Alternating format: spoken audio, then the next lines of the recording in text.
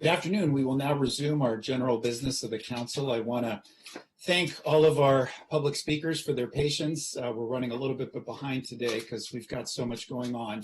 I just want to note briefly as we come out of the recess this afternoon that this past weekend, Montgomery County lost two incredible leaders that I want to acknowledge right now. The first is Mr. Brigadier General Charles McGee, who we celebrated his 100th birthday, and I want to, there was a proclamation given then by council members Jawando, Rice, and then Council President Katz on behalf of the entire council, recognizing Brigadier General McGee's extraordinary life of leadership, of humility, and his trailblazing steps that he took on behalf of all of us in his service in the military as a member of the Tuskegee Airmen is something that all of us will forever be in gratitude for. Our condolences go to his family, and we thank them for choosing Montgomery County as their home, and we look forward to honoring Brigadier General McGee's just tremendous legacy in all that we do and all the actions that we take as a body. Next, I want to recognize our good friend, Mr. Tufail Ahmad, who passed away this weekend as well. Mr. Ahmad was one of the founders of the Muslim Foundation, and anybody that has lived in Montgomery County over the last 30 years has seen and been active in local civic activity, has run into Mr. Ahmad and is better because of it. His leadership, his ability to be able to build bridges during these especially tumultuous times represents the best of Montgomery County. And our heart goes out to Mr. Ahmad's family, our condolences to them as well. And we thank them for all of their recognition, all of their sacrifices and all they have done for all of us. We will also honor Mr. Ahmad's legacy by continuing to be peacemakers and bridge builders as he set forth that legacy for all of us as well. So with that, we move back to general business, and we are going to begin our public hearings this afternoon. Our first public hearing is, just a moment, I had it right here. Our first public hearing is on rules of procedure for conditional uses and waivers of certain telecommunication towers and objections to applications for waivers for certain telecommunication towers before the Office of Zoning and Administrative Hearings. A work session and action is tentatively scheduled for Tuesday, January 25th. Persons wishing to submit additional material for the council's consideration should do so before the close of business on January 21st. Each individual will have 2 minutes to speak. Individuals will be alerted as they approach their 2 minutes and may be disconnected. Also, there may be technical glitches during the public hearing that may need to be addressed by our staff. So thank you in advance for your patience. Ms. Salou, do we have any speakers for this public hearing? Yes, we do. Our first speaker is Ms. Sue Present. I would like to know that Ms. Present will be speaking on item number 6 as well. So Ms. Present, you have a total of 4 minutes for your testimony on both items, and you may begin when you are ready. Thank you. Can you hear me? We can hear you. Happy New Year, council members. My name is Sue Present. Please reject both OZA resolutions. These fees don't cover costs taxpayers do. These rules ignore affected residents' interests and block their fair participation. Racial equity and social justice principles are undermined. The small cell conditional use fees short OZA's costs. With limited personnel and tight deadlines, cases would likely go to contract hearing examiners. Invoices suggest those expenses would cost over 5 times this fee, and that doesn't include OZA's staff and administrative costs. Transcript costs would likely eat up over half of the fee that OZA receives. The consolidated fees, added but not underlined, are unreasonable. Taxpayers already subsidize tall telecom tower fees, and county experts have concluded that there are additional costs for consolidated reviews of small cell towers, and waiver fees don't cover costs either. OZA doesn't track staff costs per case or type, but during last year's February 10th Fed Committee work session on ZTA 1907, the director disclosed that taxpayers support over 85% of OZA's budget. The added 10% fee share that these rules give OZA won't compensate for these grossly inadequate fees. And these rules intensify problems that already disadvantage participants, making them barred from making pre-hearing motions, weighing in on applicants and other parties' motions, and more. Participants attain party, i.e. party of record status at the hearing when they testify, but participants are excluded at the critical pre-hearing phase. Objectors to waivers don't even get party status. And when deciding on consolidation, the hearing examiner is instructed to apply the standards that will result in judicial economy and fairness to the parties. Participants don't matter. Consider what happened in the 2018 OZA case.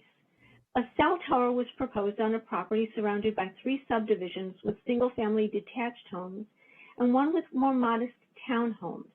Together, several residents of the detached homes retained counsel and had party status. Townhome residents acquired guidance from OZA on becoming parties, and 4 townhome residents each filed requests seeking party status. One of them was elderly. 3 were Asian Americans whose first language was not English. In addition, 3 townhome residents submitted motions for dismissal, asserting and documenting that the application was not timely filed. The hearing examiner denied all 4 requests for party status as insufficient and also denied all the motions for dismissal because, lacking party status, the residents were not eligible to file motions. Throughout that hearing, the residents of all 4 subdivisions were united in their opposition to the tower, and that application was denied. But by contrast, the hearing examiner must, by and large, approve, not deny these applications. And these rules require every application to include a proposed site and an alternate site, which can sow discord, pitting neighbors affected by one site against neighbors affected by the other site. Legal representation requires resources that some neighbors simply won't have, more likely if they are people of color. These rules disadvantage neighbors lacking the resources for party status. Please require fees and rules that treat us fairly. Reject these resolutions. Thank you. Thank you for your testimony. Our next speaker is Mr. Rick Meyer. Mr. Meyer, you have 2 minutes for your testimony. You may begin when you are ready. Yes, hi. I've tried to unmute tried to start the video, and for some reason it says it's disabled. Oh, no, we can see you, sir. Your video is on. There we go. All right. My apologies, but I signed up for the wrong item. I meant to speak on number 6, so I'm happy to wait a few moments and address my comments to number 6 if that would be better. Okay. I will move on to the next speaker. Our next speaker is Ms. Colleen Cordes. Ms. Cordes, you have 4 minutes for your testimony because Ms. Colleen is also speaking on 2 items this afternoon. You may begin when you are ready. Thank you so much. Colleen Cordes, 500 New York Avenue, Tacoma Park. Please reject both proposals to implement ZTA 1907. Instead, immediately rescind ZTA 1907. Don't implement it while the FCC is in the midst of responding to its new court mandate to come up with a well-reasoned explanation for whatever exposure limits for wireless radiation it endorses. This should require the FCC to thoroughly review all science related to the safety of its exposure limits for health and the environment, which should be aided by robust reviews from pertinent federal agencies. The FCC should then come up with new exposure limits that are fully supported by such thorough scientific review. As a body, you should strongly advocate directly to the FCC and our congressional delegation for such robust review of all the science and truly protective new limits. And drop any idea of implementing ZTA 1907, its assumption that it's safe to drastically weaken county rules for placing cell towers is now clearly obsolete. In July, 7 of you irresponsibly rushed to vote for the CTA, even though you knew a U.S. Court of Appeals was expected to rule within weeks against the FCC due to the FCC's obvious failure to provide evidence its wireless safety limits are well grounded in science. Yet several of you assured your constituents that we could trust FCC limits to protect us. Now it's clear you were wrong. The validity of the FCC's limits are absolutely up in the air. Read the court's blistering ruling. It found that FCC showed no sign of having taken into account reams of submitted evidence on children's special vulnerability to radiation, effects of long-term exposures, non-cancer effects, the proliferation of wireless since the limits were set 25 years ago, and impacts to wildlife and the environment. Any legal pressure on you to pass weak new zoning rules, which were never as onerous as you imagined, are now much less. Instead, your moral and potential legal exposure is now much greater if you do not rescind this CTA. Please stand up for science, rescind this CTA. Press FCC based on a thorough review of all the science to issue a well-reasoned explanation for new exposure limits that are truly protective. Thank you so much. Thank you for your testimony. And that wraps up our speakers for this public hearing. Mr. Council President. Thank you, Ms. Liu. This public hearing is now closed. The next public hearing is a public hearing on additions to the OZA's fee schedule. A work session and action is tentatively scheduled for January 25th. Persons wishing to submit additional material for the council's consideration should do so before the close of business on January 21st. Ms. Liu, do we have any speakers for this public hearing? Yes, we have one speaker, Mr. Rick Meyer. If you're ready now, sir, you have 2 minutes for your testimony. I am ready. And let's see if I can unmute that or start the video. Okay. I'm Rick Meyer, representing the Montgomery County Coalition for the Control of Cell Towers, speaking in opposition to the proposed fee schedule additions, which are neither equitable nor accurate. Rather, we ask the council to focus on 4 numbers in your deliberations. First, an OZA budget analysis provided to the council's Fed Committee in 2021 by Director Robeson Hannon estimated that a staggeringly disproportionate 87% of OZA's $650,000 annual budget was subsidized by residents and taxpayers, or only about 13% of OZA's costs were actually covered by application fees. 87% subsidization. The second number is the average OZA per case costs. Back in 2018, the council president at that time asked OZA for estimates of fee revisions based on expected substantial modifications to the rules of procedure for telecommunications towers. All those modifications and more eventually made it into 1907. In his response to, in 2018, OZA Director Grossman estimated that the average OZA costs per case using FY16 data were about $27,000. Now that data is now 6 years old and needs to be adjusted for inflation, upwards adjusted for inflation.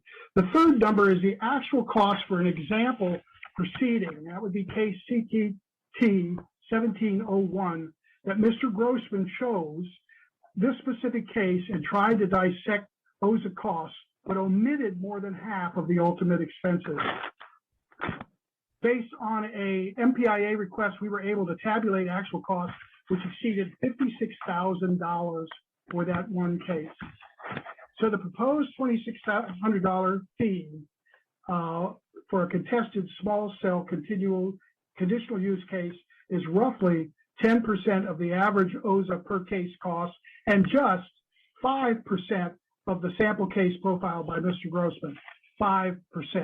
Now the fourth number. In 2018, when the council president requested these OZA fee reduction calculations, Mr. Meyer, estimated that hundreds of these cases were expected. Please do the math. thank you for your testimony, sir. That wraps up our speakers for this public hearing, Mr. Council President. Thank you, Ms. Liu. This public hearing is now closed. The next public hearing is on Zone Text Amendment 2110, Accessory Structures Use Standards. A Fed Committee work session will be scheduled at a later date. Persons wishing to submit additional material for the council's consideration should do so before the close of business on January 25th. Ms. Liu, are there speakers for this public hearing? Yes, we have one speaker. Our one speaker is Mr. Casey Anderson. Mr. Anderson will also be speaking to items number 8 and 9. So, Mr. Anderson, you have a total of 4 minutes for your testimony. planning board supports these ETAs, but I won't take any more of your time. If you could just call me back on the items under 13 of the district council session, Mr. President. Certainly. So you want to speak to those now, Mr. Anderson, or did you want to speak to those? No, we were really just here for questions on the district council items, but I didn't want to take any more of your time on these ZTAs. We think they're pretty straightforward, and the planning board supports them as described in our correspondence. Perfect. Thank you, Chairman Anderson. So with that, Ms. Liu, I guess this public hearing is now also closed. Yes. Great. We now move on to the next is a public hearing on zoning text amendment 2111, Sandy Spring Ashton Rural Village Overlay Zone that would amend the language of the Sandy Spring Ashton Rural Village Overlay Zone as recommended by the Ashton Rural Village Sector Plan. A Fed committee work session will be scheduled at a later date. Persons wishing to submit additional material for the council's consideration should do so before the close of business on January 25th. Ms. Liu, are there any speakers for this public hearing? Yes, we have one speaker, Ms. Natalie Smith. Ms. Smith, you have 2 minutes for your testimony and you may begin when you are ready.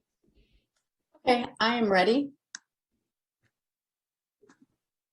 My name is Natalie Moffett Smith, and I live at 17801 Hidden Garden Lane, and that is in the Homeowner Association of Windcrest. And this neighborhood abuts the Ashton Village Center, and I became an occupancy and owner of this property in June of 2019 before any construction for this project took place. And please note, I'm all for the construction, I'm for the progress, but I have witnessed and noticed a real change in the lay of the land, the water table. I'm not a civil engineer or an engineer in any way, but I lie at the end of Porter Road, and there is a small stream that runs behind this community. Rains a lot, there's a lot of water. Doesn't rain, not a lot of water. Well, since this development, and I have spoken to Fred Nichols, his son, his foreman, and someone else, but it's been very loose. And I've addressed that ever since this project has been completed, there is now constantly, continually standing water. And my property abuts this, and then it goes into a forest retention area. My concern is that I keep watching that the infiltration of the water that should soak into the land is not. It seems oversaturated. Sometimes when I go to clear leaves or do my lawn, it is just always wet, wet, wet. I'm concerned about pulling and standing water of the mosquitoes in the warm climate, and that I'm now watching all these tentacles of gullies that are forming into this forest retention, and they are continuing to get larger and fill with water. And right now, as I look out my window, it's just frozen. So I want to know who's going to address it and how we're going to solve it, because I don't think it is a healthy change for whatever this is called. If it's I don't know if this is supposed to be a runoff or a soak away, but if it is, it seems like it should be level and pulling and draining in a proper fashion. Is my time up? Yes. Okay, thank you. Thank you for your testimony. That wraps up our speakers for this public hearing. Thank you, Ms. Smith. We'll follow up on that. This public hearing is now closed. The next public hearing is a public hearing on sectional map amendment H144 to implement the 2021 approved and adopted Ashton Village Center Sector Plan zoning recommendations. SMA 144 was filed on November 10th, 2021 by the Montgomery County Planning Board to implement specific zoning recommendations of the Ashton Village Center Sector Plan. This SMA proposes reclassification of approximately 27.6 acres of properties in the Ashton Village Center, while confirming the zoning on approximately 90 acres of properties in the plan area. The Ashton Village Center Sector Plan area encompasses approximately 127 acres and is located in the eastern part of the county at the intersection of state routes Maryland 108 and Maryland 650, New Hampshire Avenue. It is about 8 miles east of the county seats in Rockville and 2 miles west of the boundary with Howard County at the Patuxent River. The amendment, which this SMA will implement, will also amend the general plan on wedges and corridors for the physical development of the Maryland-Washington Regional District within Montgomery and Prince George's counties as amended, the 1998 Sandy Spring-Ashton Master Plan as amended, the Master Plan of Highways and Transitways as amended, and the Bicycle Master Plan as amended. A Fed Committee work session will be scheduled at a later date. Persons wishing to submit additional material for the Council's consideration should do so before the close of business on January 21st. Ms. Salud, do we have any speakers for this public hearing? There are no speakers for this public hearing. Then this public hearing is now closed. Moving on to agenda item 10. This is a public hearing on Bill 4821, General Provision, County Symbols, County Tree, established which would officially designate a county tree and generally revise county law regarding county symbols. A Fed Committee work session will be scheduled at a later date. Persons wishing to submit additional material for the Council's consideration should do so before the close of business on January 21st. Ms. Salud, do we have any speakers for this public hearing? Yes, we have one speaker, Mr. Matthew Wessel. Mr. Wessel, you have 2 minutes for your testimony. You may begin when you are ready. Great, thank you very much. Good afternoon. My name is Matthew Wessel. I'm a licensed landscape architect and a member of the Montgomery County Forest Conservation Advisory Committee. I'm here today on behalf of the committee to testify in support of Bill 48-21, designated the black tupelo as the county symbol. The committee, at the request of DEP, engaged in a thorough process to select a tree species to recommend for your consideration. The process included identifying criteria to evaluate a potential species, hosting meetings with multiple stakeholders, and soliciting public feedback. These efforts culminated in the nomination of the black tupelo for the reasons specified in the letter from the county executive contained in your bill packet, including, but not limited to, its adaptability and brilliant range of fall foliage. We believe this designation will promote not only the black tupelo, but also the importance of all trees. I appreciate the opportunity to be here today, and I'm happy to answer any questions. Thank you. Thank you for your testimony. That wraps up our speakers for this public hearing. I just want to take a personal note of privilege here. Thank you, Mr. Wessel, for your team and all of their hard work. Councilmember Jawando put up the image of the tree during our last session when it was introduced. It is beautiful, and we look forward to taking this up on a vote. So with that, this public hearing is now closed. We move on to the next public hearing, which is public hearing in action. This is a public hearing on special appropriation to the FY22 operating budget, Montgomery County Government, Office of Emergency Management and Homeland Security in the amount of $586,500 for the National Capital Area Law Enforcement Information Sharing Program. Action is scheduled immediately following this hearing. Ms. Salud, do we have any speakers for this public hearing?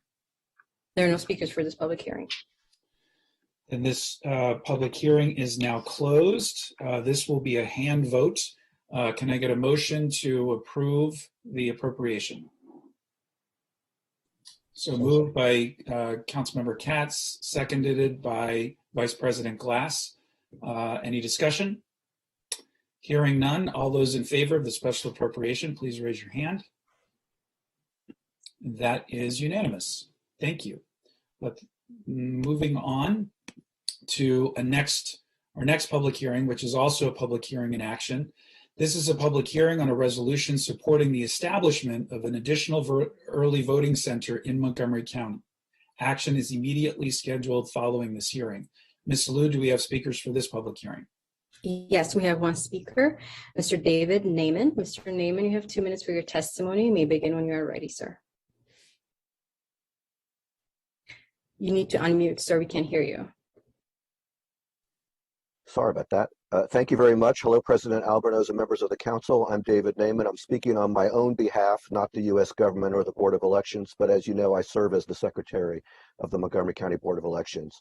I want to start by thanking Council members Navarro and Katz for leading the council's letter about adding an early voting site at Bauer Drive, and I want to thank all of you for supporting it. I'm happy to live in a county where the entire county council understands the importance of making voting more convenient for eligible voters. As you know, there are a number of good reasons to add a site in 2022 at Bauer Drive. An early voting site at Bauer Drive would help to alleviate wait time issues that we had on election day at polling places along Route 28 and other nearby locations in 2018, which was the last regular election that we had. Data concerning peak wait times for the 2018 general election day showed 4 different polling places bordering Norbeck Road with peak wait times that exceeded the 30-minute national maximum standard, and 2 additional nearby Rockville polling places with peak waiting times that exceeded 60 minutes. As you may know, the Brennan Center for Justice has advocating using early voting sites to help shorten election day lines. Bauer Drive also is located in an area that combines residential and commercial buildings. There's a busy shopping center across the street, which would allow voters to shop and vote on the same trip.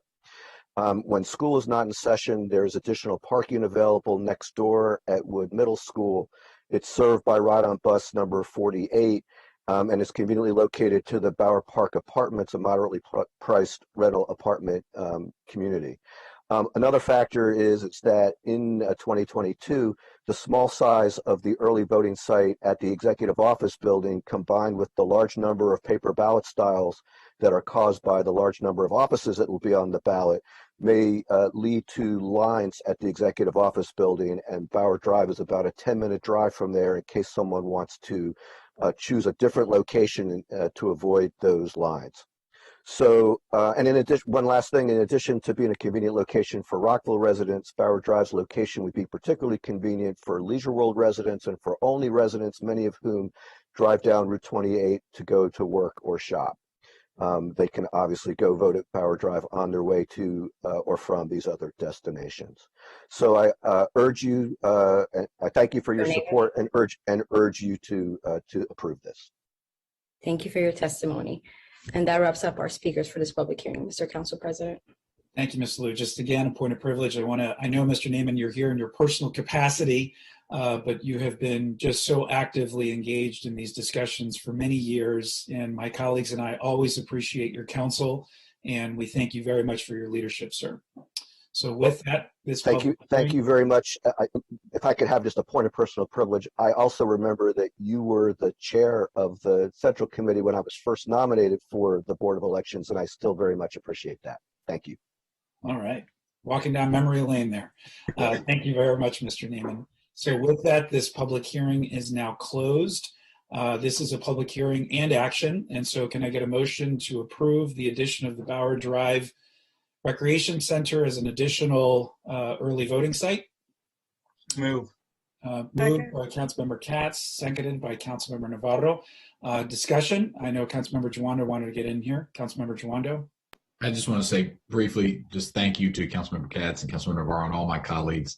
It's great to be on a council the day after we celebrated Martin Luther King's birthday, where he himself and his family have been pushing for voting rights nationally, that we're expanding them here.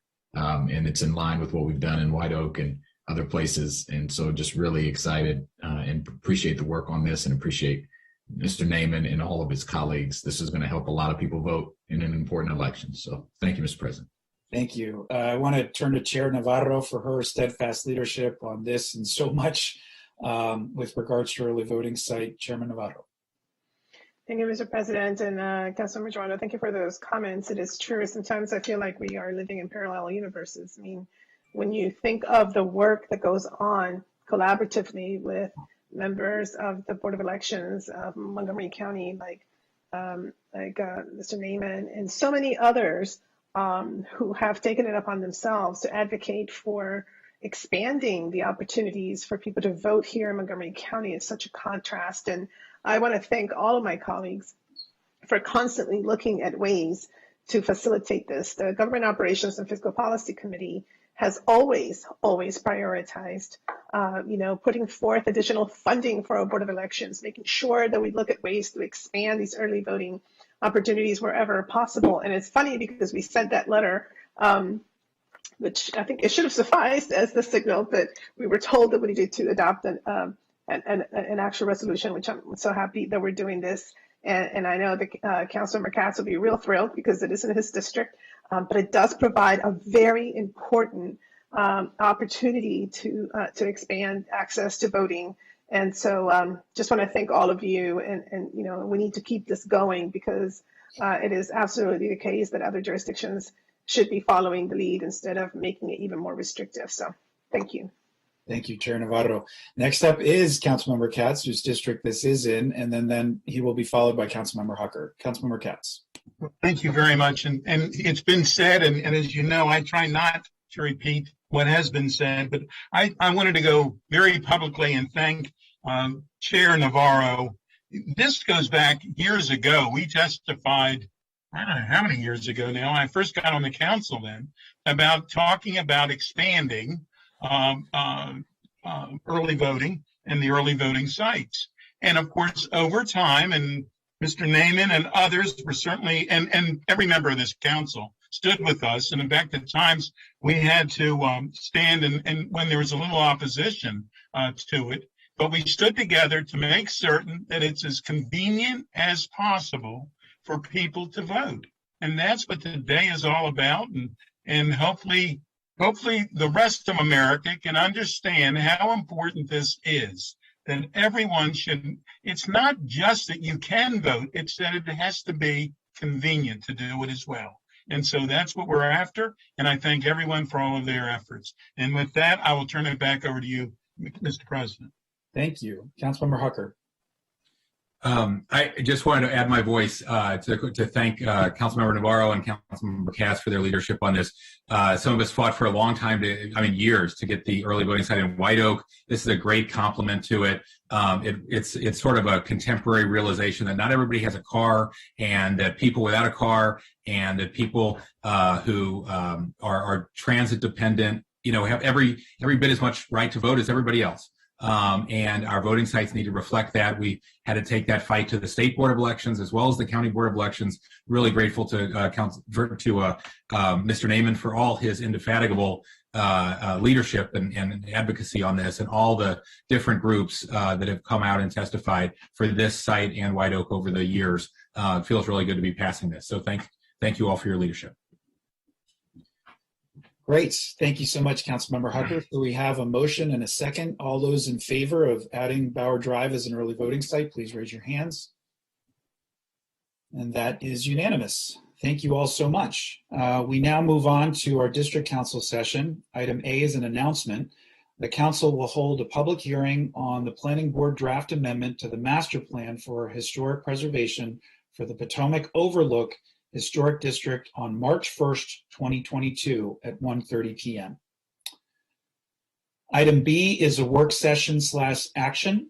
This is a resolution to approve Executive Regulation 1520, public space usage in work zones. Ms. Nadeau, could you walk us through this item, please? Good afternoon, council members. So this is a method 2 regulation. So council has to approve or disapprove it. So this actually follows Bill 3819, which the council passed in March 2020. And that bill made sure that public sidewalks and walkways are going to be closed for the minimum amount of time necessary. So it's a public health issue, and what this executive regulation will do is it will provide the standards that DPS is going to use in order to issue the permits that will temporarily close sidewalks, walkways, road lanes, bike facilities, as it's related to construction activity. The biggest change is that DPS is going to have a permit, the maintenance of traffic permit, and that's going to help them to track the duration of closures and make sure that the right-of-way becomes open to the public as soon as is feasible. So I have staff from DPS here as well if council members have any questions. Otherwise, this is scheduled for action today. All right, I don't see any hands raised or any text messages, so I'll take that to mean the packet speaks for itself, and I want to thank everybody's work on this. So this is a hand vote, so all those in favor, can I get a motion to approve the resolution to approve Executive Regulation 1520? So moved. Second. Moved by Councilmember Reamer, seconded by Councilmember Friedson. Any discussion? No discussion, so all those in favor, please raise your hands. And that is unanimous. Thank you all very much for your hard work on that. We now move on to item C, which is work session and action on ZTA 2106, exemptions, density transfer, and historic resources. Fed Committee recommends approval with amendments. Chairman Reber, did you want to say anything about this one? Thank you. I think this one is pretty straightforward. We know of an example where allowing for this transfer will promote the adaptation and preservation of an important historic resource. And so, we certainly had that in mind. It has applications that will, hopefully there will be other buildings in the future that can take advantage of it. But we talked it through, and I'll turn it to Ms. Nadeau for a brief technical or just the substantive explanation. Thank you. So the way that this ZTA will work is it'll create a residential lot exemption for properties that have a historic resource, but were protected from development by that density transfer. So the uses that are going to be allowed for that historic site will be any uses that are already allowed in the underlying zone, a clinic with up to 4 medical practitioners, an office, a retail or service establishment, a rural antique shop, and a drive-through as an accessory use. In addition, there's going to be several findings that the Historic Preservation Commission and the Planning Board will have to make. So that will be making sure that any modifications are consistent with protecting the historic building, that any characteristics that go with operating that business aren't going to encroach on or destroy the historical, archaeological, or architectural character of the site, and that it must be recommended for approval by both by the HPC prior to approval of the site plan by the Planning Board. The Fed Committee did make one minor formatting amendment, but other than that, this CTA is ready for action. And again, there's planning staff here if the council has any questions. Thank you, Ms. Nadeau. Since Chairman Anderson has joined us, I'll give him the floor to just say in a few words on this if he'd like to. Just that I learned a little bit about Samuel Wade Magruder in studying this ZTA. And William Work, former Attorney General of the United States, who lived in the house when he was a teenager. Excellent. Thank you, Chairman Anderson. So this is there any questions from colleagues? I don't see any, so this is a roll call vote. Madam Clerk, could you please call the roll? Mr. Friedson. Yes. Mr. Friedson votes yes. Mr. Giwando. Yes. Mr. Giwando votes yes. Mr. Reamer. Yes. Mr. Reamer votes yes. Ms. Navarro. Yes. Ms. Navarro votes yes. Mr. Rice. Yes. Mr. Rice votes yes. Mr. Katz. Yes. Mr. Katz votes yes. Mr. Hucker. Yes. Mr. Hucker votes yes. Mr. Glass. Yes. Mr. Glass votes yes. Mr. Albornoz. Yes. Mr. Albornoz votes yes. So let the record show that passed unanimously as well. We now move on to another work session with action. This is to discuss ZTA 2107, density and height allocation development with moderately priced dwelling units. The Fed Committee also recommends this approval with amendments. Chairman Reamer. Thank you. This zoning text amendment was introduced by Councilmember Hucker and myself with sponsorship from Councilmember Rice. And we are responding to a need for affordable housing. Our affordable housing providers have let us know that there are some barriers in the way of achieving some projects. And so this zoning text amendment seeks to just tweak a few things to allow for some affordable housing to proceed. We recommended that unanimously with a little bit of discussion about complications around affordable housing. So I'll turn it to Ms. Nadeau. Before turning it to Ms. Nadeau, Councilmember Hucker wanted to say a few words as well. Okay. I just wanted to thank the chairman for working with me on this. As Councilmember Navarro knows so well, we adopted in our role at the Council of Governments these new ambitious housing targets each year, and we're unfortunately falling behind each year in what we're actually creating. So this should remove a barrier. 75% of the new units we're supposed to be building are supposed to be both affordable and accessible to highly transit accessible communities, and accessible to low and moderate income families. And we're neither meeting the aggregate goal or that goal. And we really need to change course. So this is not a panacea, but it's a good step in the right direction, and eager to see this pass, and grateful to Chairman Reamer for working with me on it. Ms. Nadeau.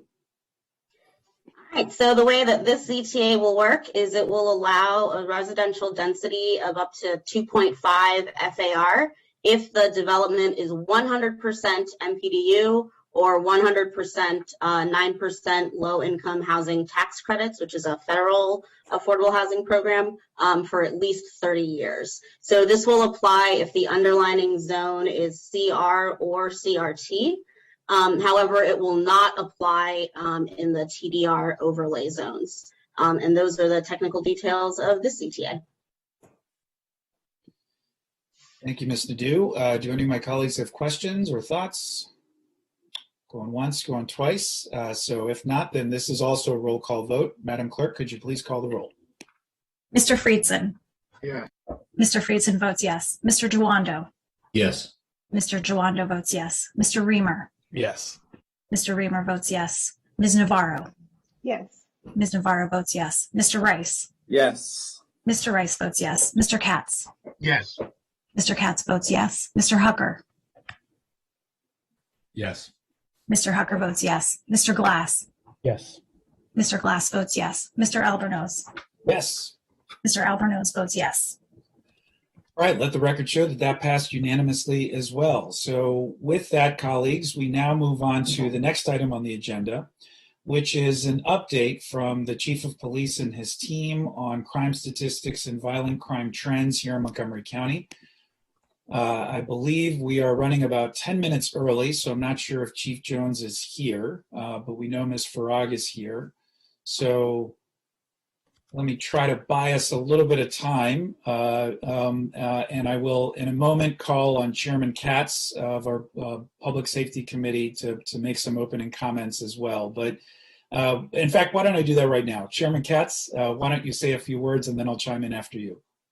Thank you very much, Mr. President. I always enjoy being a filler, for television shows. I just wanted to publicly thank once again Susan Farag and Carlos Camacho, and Susan certainly did this one as the legislative analyst.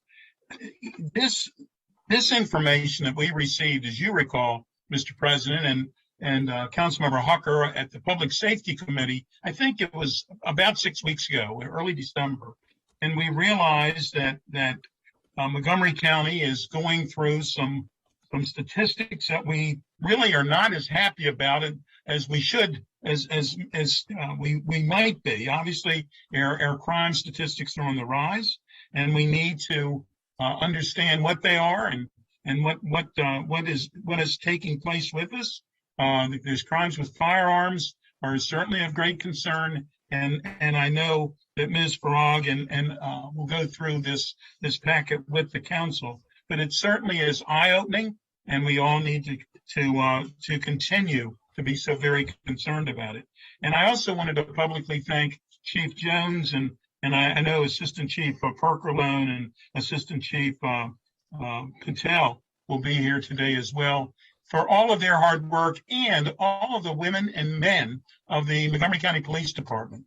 They have an extremely difficult job. They do it in a very professional manner. They never get enough thanks. And of course, they, as we have all seen, have risked their lives here lately, just for the people of Montgomery County.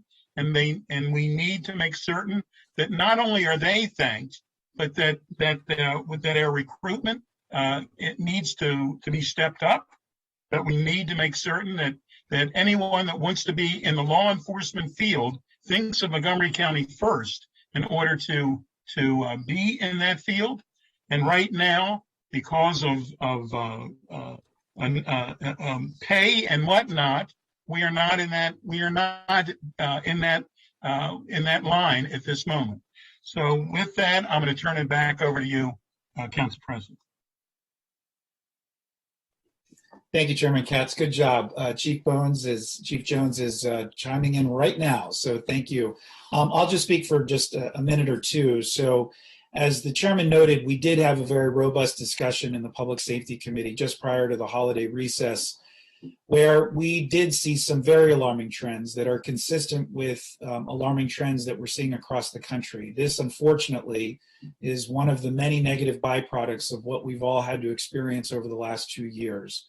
The crisis that families are feeling, the emotional challenges that many are sensing and feeling right now as well, and the lack of infrastructure in youth engagement, positive youth development activities and programs is really being felt in a myriad of ways. And so I do want to thank our community. I want to thank our Montgomery County Police Department, our municipal police departments, who have been working collaboratively to address some very complex issues at a time where we're suffering recruitment and retention challenges, at a time where everyone is exhausted and morale is low.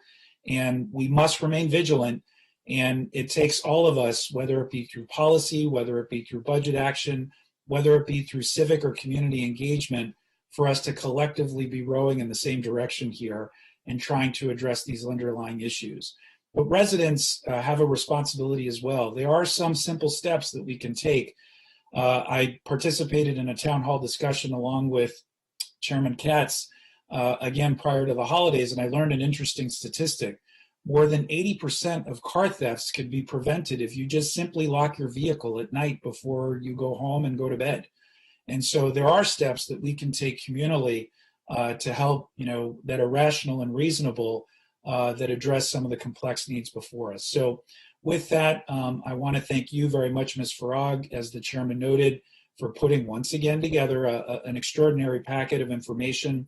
And I also want to thank the community advisory boards that have been established and that are continuing to engage in dialogue and discussion and are helping us build bridges in communities so that we can provide information and close cases as quickly as possible. So with that, Ms. Farag, I turn it over to you to walk us through the packet, and then to Chief Jones and his team to give their presentation. Great. Good afternoon, everybody. I just wanted to go through some of the crime statistic data for you, and then I was going to turn it over to Chief Jones and the two assistant chiefs to go through their crime suppression tactics, both countywide and in particular Silver Spring. So as you noted, a lot of things have been going a little bit haywire since the pandemic began, and crime rates in particular, both for nonviolent and violent crime, have been unusually impacted over the past couple of years. In 2020, the COVID-related shutdowns and stay-at-home orders really impacted criminal activity, and most reported crime decreased. Total violent crime in the county, for example, decreased by almost 13% that year. There are notable exceptions, which are carjackings with an almost 90% increase and homicides with a 21% increase. And these are, unfortunately, the common themes. Even though crime stats are going up and down in different areas, unfortunately, homicides, carjackings, and auto theft in particular continue to increase. And unfortunately, increasingly, people are using guns and other firearms during these types of crimes. In 2021, violent crime went up by 11%. That's not quite up to pre-pandemic levels, and nonviolent crime went down 3%, and that did return nonviolent crime stats closer to pre-pandemic levels. Unfortunately, as I noted before, homicides have increased. They increased by almost 88% in 2021. That went from 17 homicides in 2020 up to 32 in 2021. Carjackings as well continued to increase from 19 in 2019 up to 36 in 2020 and 67 last year. For 2021 alone, that represented a 72% increase in carjackings. I've got a couple of charts for you on page 2 that show how homicides and carjackings in particular, how their trends compare to trends in total violent crime. We've all briefly mentioned the role of firearms. There's been a significant increase in violent crimes with the use of firearms. In 2020, firearm-related violent crime increased by 17%. That was driven primarily by aggravated assaults with the use of a firearm. And from 2020 to 2021, firearm-related violent crime increased another 27%. Last year, homicides committed with firearms more than doubled, and robberies increased by 27%. Aggravated assaults increased by 26%. And there's a chart on page 3 that shows the trends in firearm-related violent crime. Another type of firearms offense is a contact shooting, and that's a non-fatal gunshot injury. They've also been increasing over the past couple of years. They increased 66% over the past year, from 31 in 2020 to 50 last year. And there's a map on page 3 that shows the documented homicides and contact shootings throughout the county. They are in the more densely populated parts of the county, but the entire county is being impacted. There is a bigger chart for you to look at on Circle 3 if that one's not particularly readable. Firearm discharging offenses, the county again has experienced an increase in these, these are offenses where a firearm was discharged, but there are no known victims. Those increased 97% from 2019 to 2020, and then increased by an additional 11% in 2021. Recovered firearms data is provided on page 4. Again, they've increased by 50%.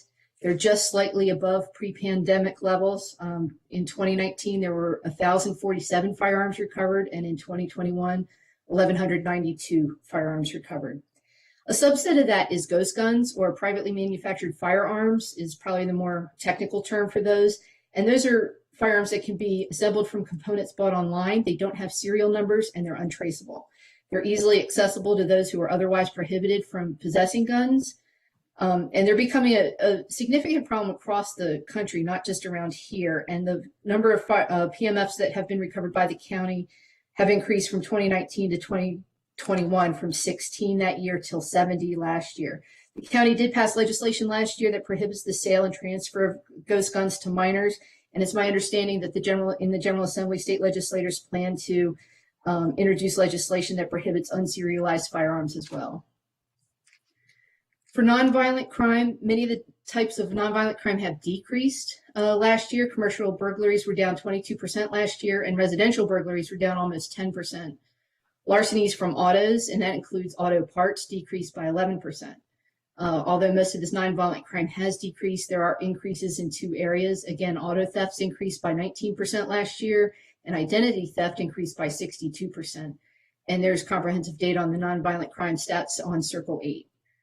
One of the things that council members have asked me about that the department did include in their responses, but I did not include in the staff report write-up, is domestic violence statistics. That has also increased. They saw a reduction in 2020 from the prior year, but a lot of experts believe that's because people were staying at home, they were more isolated, and they were tending not to report it. And the domestic violence incidents that they saw actually were more serious. A lot of strangulations were involved in those incidents. And this year, it has increased to over almost 2,100 incidents in 2021. There is information on drug-related arrests, largely due to significant decreases in traffic and person stops over the past 2 years. Arrests have declined significantly across all types of drug-related offenses. Simple possession charges, for example, fell 57% in 2020 and then fell by another 48% in 2021. Drug distribution fell by 52% in 2020 and then by 29% in 2021. And in total, the drug offenses declined by 44% last year. At this time, there's more information available from the department's response on the circle attachments, but I'm going to turn it over to Chief Jones on different suppression initiatives. So good afternoon to the council and to Council President Albornoz and to the rest of the council. Thank you all for allowing us the opportunity to present today and to provide some additional information to the excellent staff report that Ms. Farag has put before you. I do want to point out a couple of things before I go into our crime suppression efforts and some of the positive outcomes we've had in responses to some of the crimes that have been occurring here in Montgomery County over the past year. But I do want to talk about, for example, the numbers where we've had a record number of homicides in 2021, where we actually had 34, where 2 of them were deemed to be justifiable by the state's attorney's office. Therefore, we are investigating 32 homicides. Of those 32 homicides, 18 of them have been solved with an arrest resolved.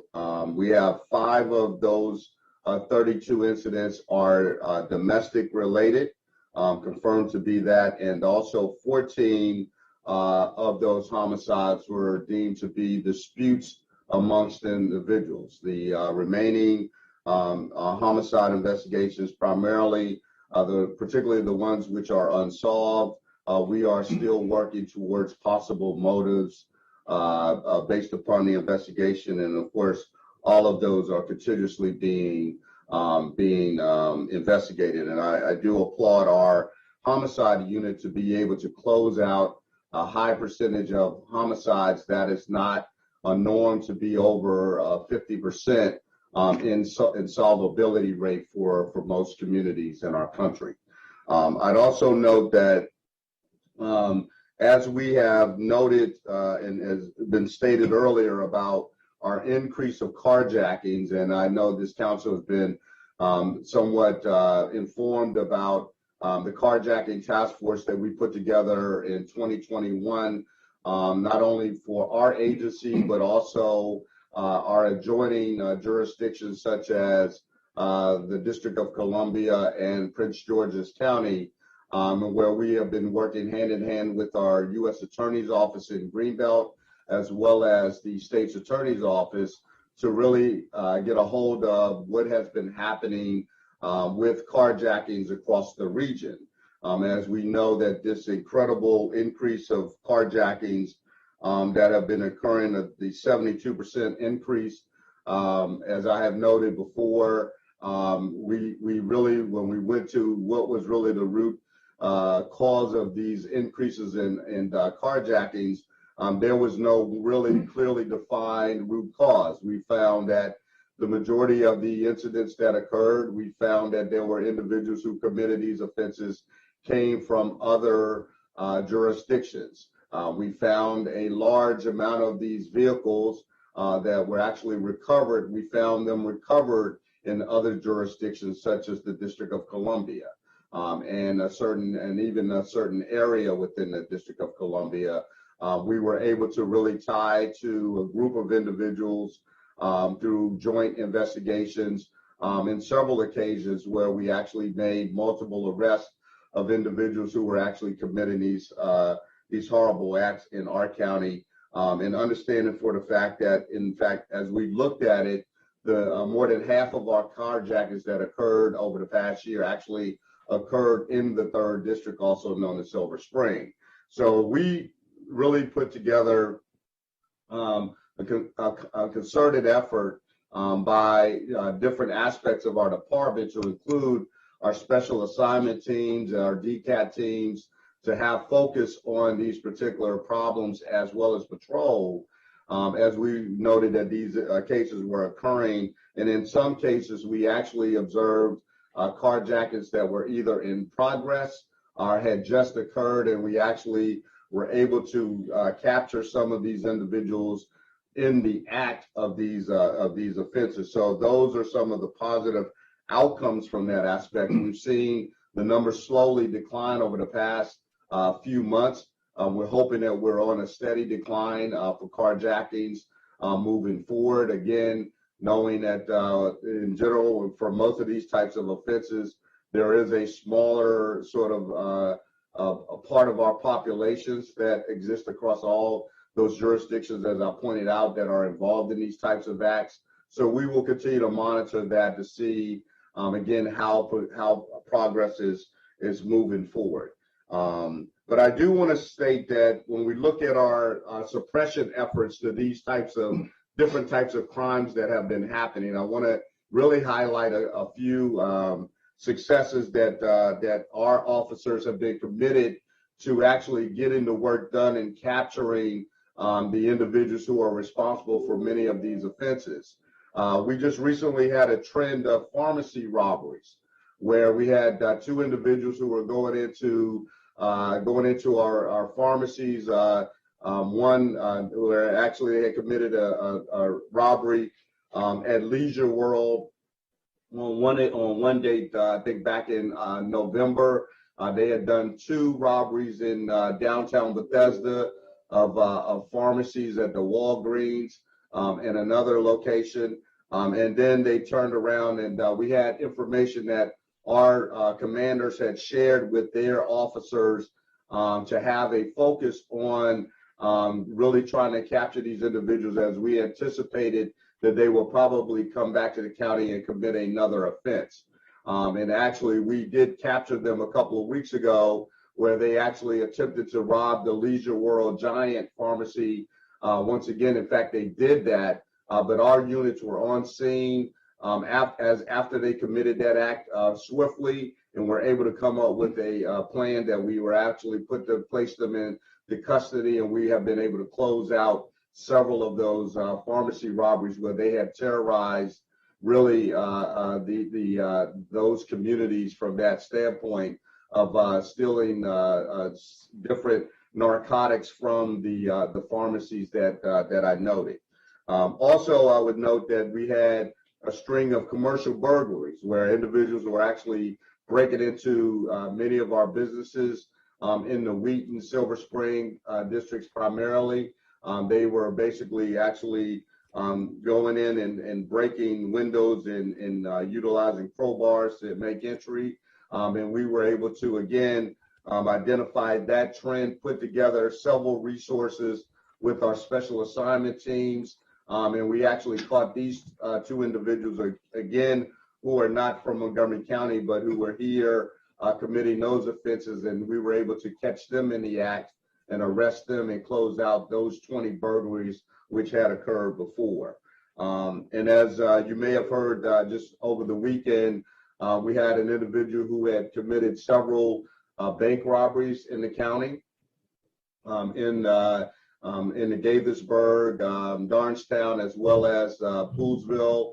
An individual who was on a mini bike. Great collaborative police work and information sharing by the department, and an excellent job by the Rockville City Police Department, where they were very observant and seeing this individual riding his dirt bike without a helmet on, knowing that individual had been involved in several of those incidents that we had as far as bank robbery. So these are some of the positive outcomes that we have had. But I know that everyone has been really up on the issue about where we have had with several shootings that we've had in Silver Spring, several other types of crimes that we've had, and we have put together a crime suppression task force. So I want to allow Assistant Chief Willie Parker Malone to share with you all some of the strategies that we have been utilizing, as well as some things that we are preparing to do as we continue to focus on the crime issues in downtown Silver Spring.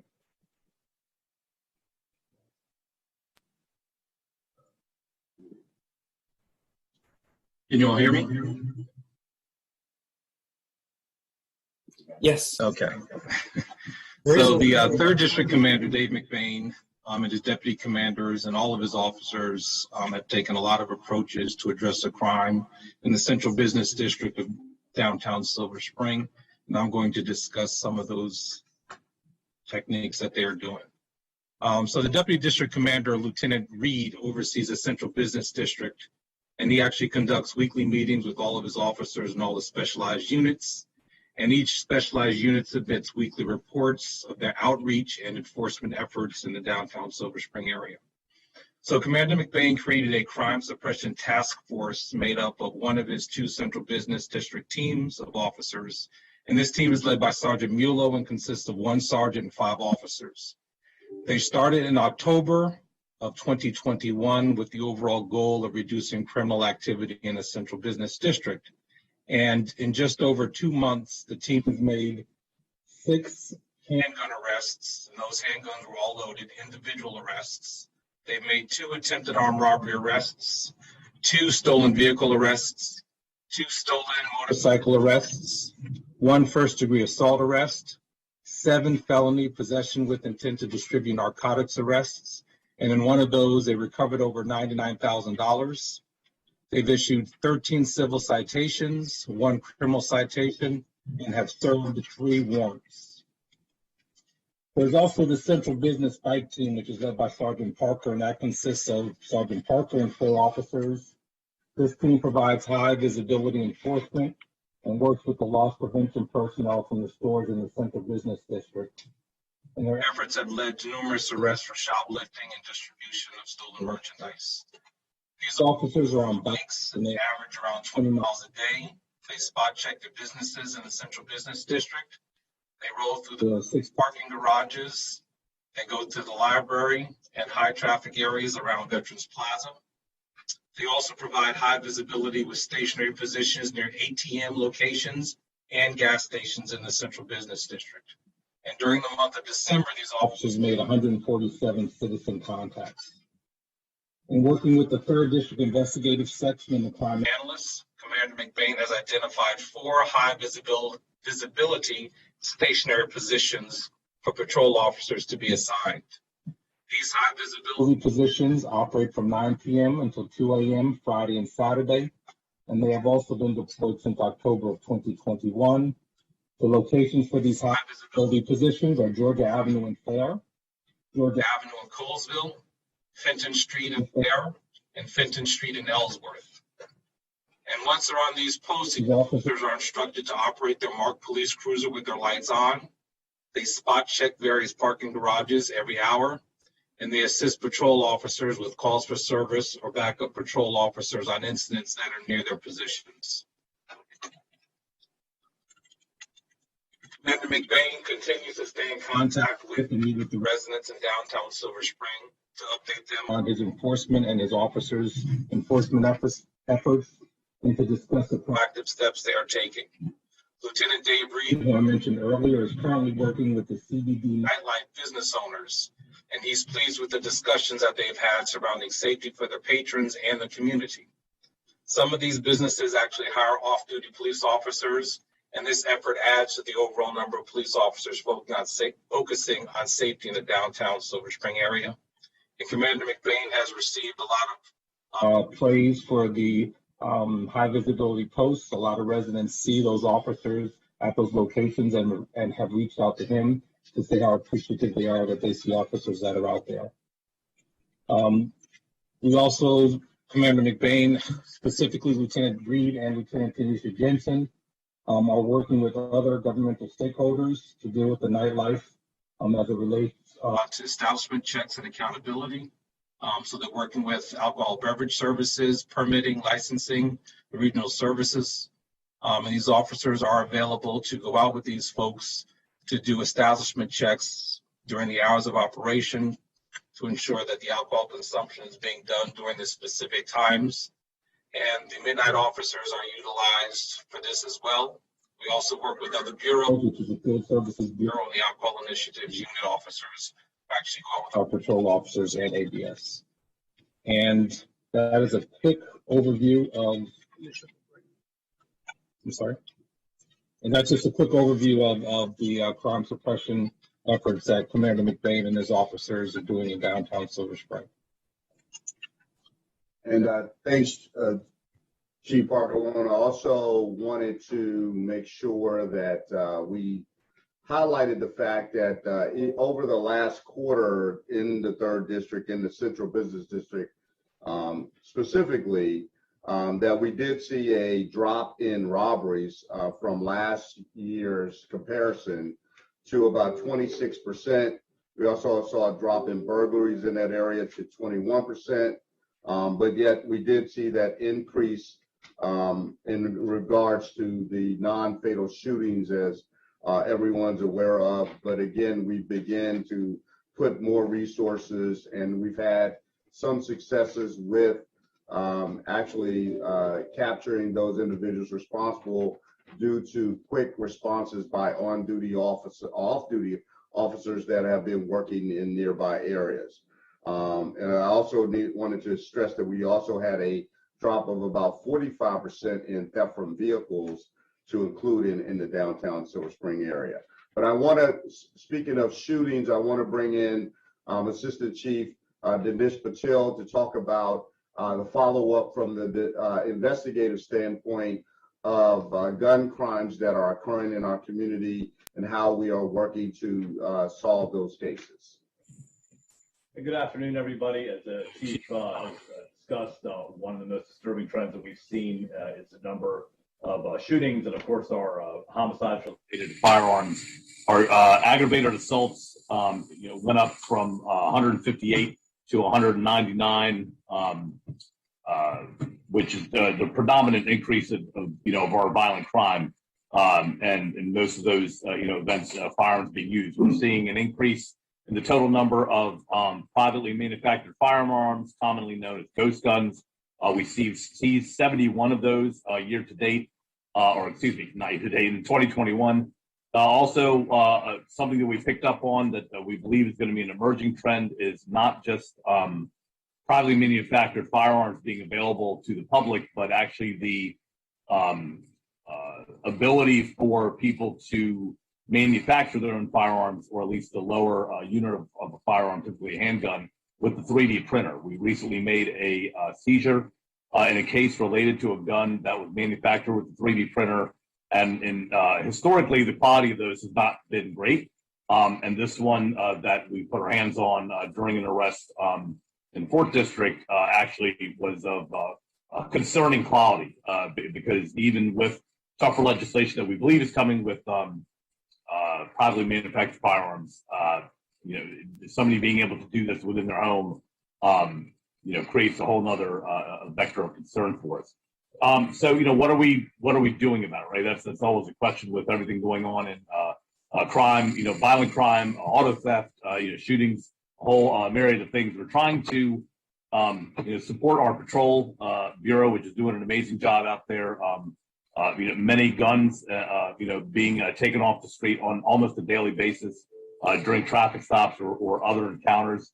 And a big part of what we're trying to do, maybe behind the scenes in the Investigative Services Bureau, is to really connect information from the information gathered from criminal events that occur on the street to what the officers are seeing and getting involved in out there. Being able to use our crime analysis team to a great extent.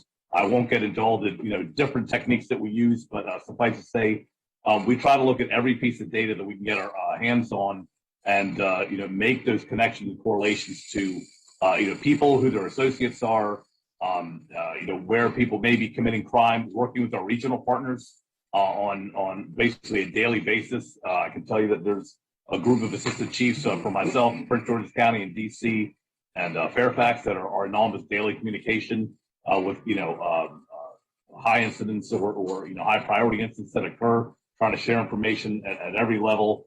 We're looking at where the source of these guns are. My marching orders to our firearms investigation unit is to really get to the source of who is not only maybe producing guns, either if it's a PMF, but selling guns, importing guns into the county. We're working hard on figuring that out. In every one of our gun arrests that we make on the street, the firearms investigator goes out to try to conduct those interviews and seize the evidence that we need to do those things. So we're working hard on that.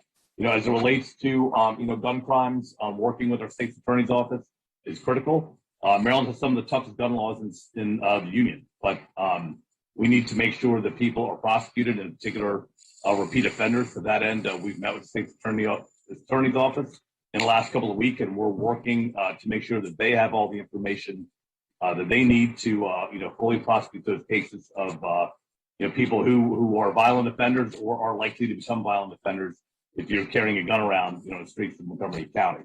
We're facing a lot of challenges as we see throughout the nation with victims and witnesses not cooperating. Many of the different shootings and things that we've seen, even some of our homicides, have been over disputes. And then when things do go sideways and the violence occurs, we're not getting cooperation. We're finding through video evidence later that there are 10, 20, 30, 40, 50 people around, but our phone often is not ringing with information that historically would help us close cases. To that end, we've been trying to decrease the amount of time from when a crime occurs to when a laboratory analysis occurs, whether it's entry of a shell casing into the NIVAN system, DNA analysis, or latent print analysis, whatever we can do to try to shorten that time frame to get those investigative leads into the hands of our investigators and officers. And kind of finally, one of the things that we're working on right now is a project looking at expanding technology in downtown Silver Spring with use of security cameras, really safety cameras for the community to put in some of our, higher crime or high incidence areas of crime, as well as looking at using license plate reader technology on our public roadways, like many of our partners do, although we have license plate readers on several of our police cars throughout the county, trying to deploy technology, in those areas in a data-driven way, where we know our routes of ingress and egress, as well as where crime is occurring, can again provide those vital leads that you see many other large agencies use to help fight crime. So, I think what's working well is that the department is working well together. We're working well with our regional partners, and on a regular basis, our whether it's a bank robbery trend that we recently took down, last week, or the pharmacy robberies, or a host of other pattern crimes throughout the region. The teamwork is going well, and we're going to keep charging ahead to get it done.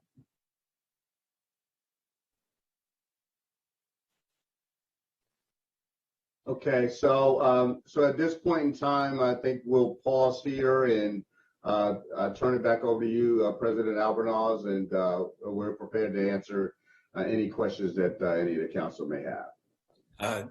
Thank you, Chief Jones. I'm going to turn it over to Chairman Katz in a second. He'll be first up, but I do want to acknowledge the great work that's been done recently.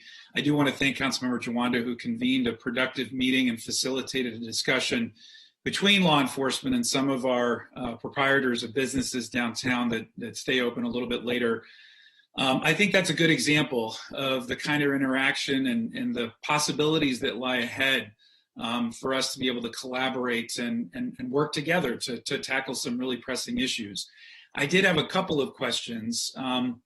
There has been, I think as a result of a number of factors, an increase. This was a Bethesda Magazine article recently that confirmed that there last year was a 40% rise in the sale of legal guns. And I'm not here to dispute the merits of gun ownership, but just to recognize, as you mentioned, Assistant Chief Patil, the guns that are confiscated and the significant increase in weapons that have been confiscated fall into several categories. Some of them are illegally purchased or secured.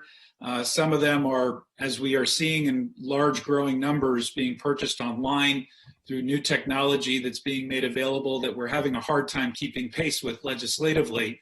But as I understand it, based on our last presentation that we received before the holidays, a number of these weapons are also stolen from people's homes. And so I think I want to just lay caution to people that are out there who are purchasing weapons legally, as they have the right to do, that they have to be locked up, and that they are not, while you're trying to solve one problem of potentially, I suppose, attempting to keep your family safe, you may be creating other challenges that are maybe unforeseen, that we need to be sensitive to and cognizant of, and because that's obviously of deep concern. Chief, I did want to ask one question. So, especially in light of the terrible incident that happened in Texas, and we know the rise in hate crimes that happened under the previous presidential administration that have been well documented in our community, are we seeing, I know that there have been episodes and cases within schools of just terrible things and images drawn. Are we seeing a rise in hate crimes at all in the county and in the community? And is that of any concern? I will say, Council President Albornoz, that there is a concern. In fact, I am currently reviewing our annual report on bias incidents for 2021. I have not received the final report for hate crimes, but I will tell you that we have had a trend, disappointing number of incidents that are increased from the previous years on bias incidents across the county that have been reported and we've documented. And so that is disturbing in its own right. And I believe our hate crimes numbers will probably be consistent with those bias incidents as well when we look at those final numbers. So it is clear across the board. It's not just in our schools that we've seen some of these reported incidents. We've seen them again in our communities with our religious institutions, and particularly in the Jewish community, we've seen some of those increases, very disturbing in its own right. We, over this past weekend, when we were notified of what was occurring in Dallas, we made sure that all our officers were made aware.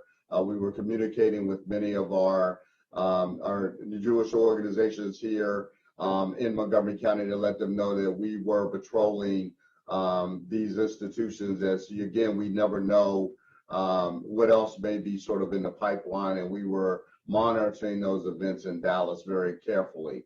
So with that being said, though, I will say again that, you know, from a standpoint of bias incidents, it has been a disturbing trend that we've been noticing in 2021. It is our hope that that will go, you know, will go in reverse in 2022. But it is not one consistent group that's being targeted. It's been targeted victims across the board in the county, unfortunately. Thank you very much. I'm going to have a couple questions or comments towards the end, but I now want to turn it over to Chairman Katz to make any questions or comments as well. And then we're going to hear from Council Member Rice, followed by Council Member Hucker, and then Council Member Reamer. Thank you very much, Mr. President. Again, thank you, Chief and Assistant Chiefs, for being with us today. The first question really is, what resources do you need? What additional resources do you need? And we all know that budgets are one of those deals where we never have enough money. We always have more needs than we have money. But candidly, if we don't hear what you need, there's no way that we can help. So do you have additional needs? I know that you're down officers, sworn officers, but I know, as an example, do you need additional crime analysts? Do you need additional resources in other departments as well? Yeah, thank you, Councilman Katz. And it's a great question because I think there's a variety of additional resources when it comes to assisting with crime fighting and crime prevention on both sides of this aisle, right? That again, we want to prevent as much crime as so that we're not stuck in this really increases across the board and having our communities have some fear as a result thereof.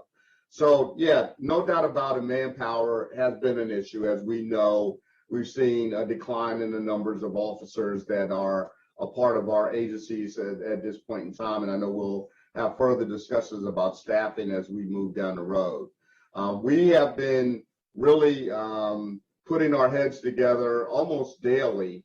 How do we actually move resources from one place to another? One of the things I'm really proud of this department is that when leaders in our department see a problem well in advance, they are contacting other resources that they know that can move over to a different location to assist them in order to be able to resolve that problem, i.e. those examples that I gave you earlier as a result or the arrest of individuals who were committing those offenses.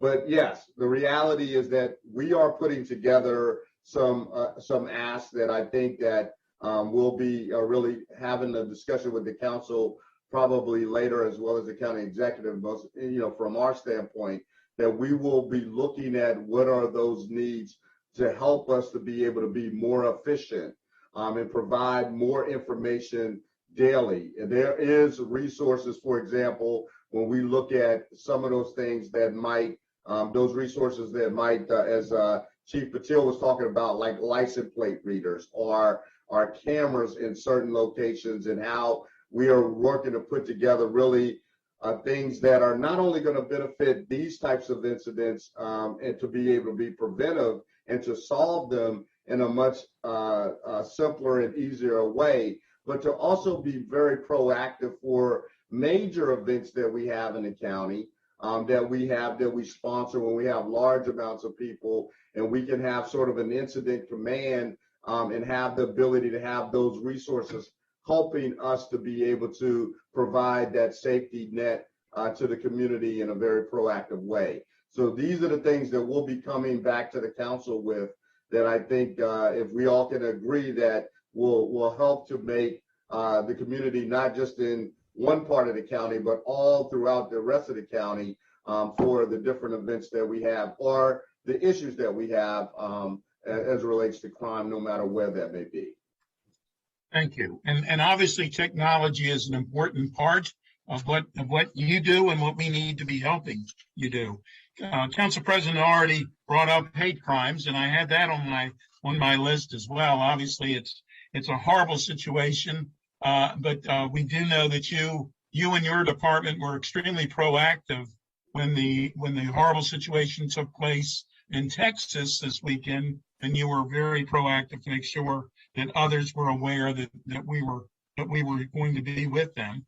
And then, years ago, and I know the council president also was on it, but years ago on the task force for gangs, the information about prevention, intervention, and suppression was the overall discussion on gangs. And of course, for gangs, we've gone up and we've gone down with them over the years.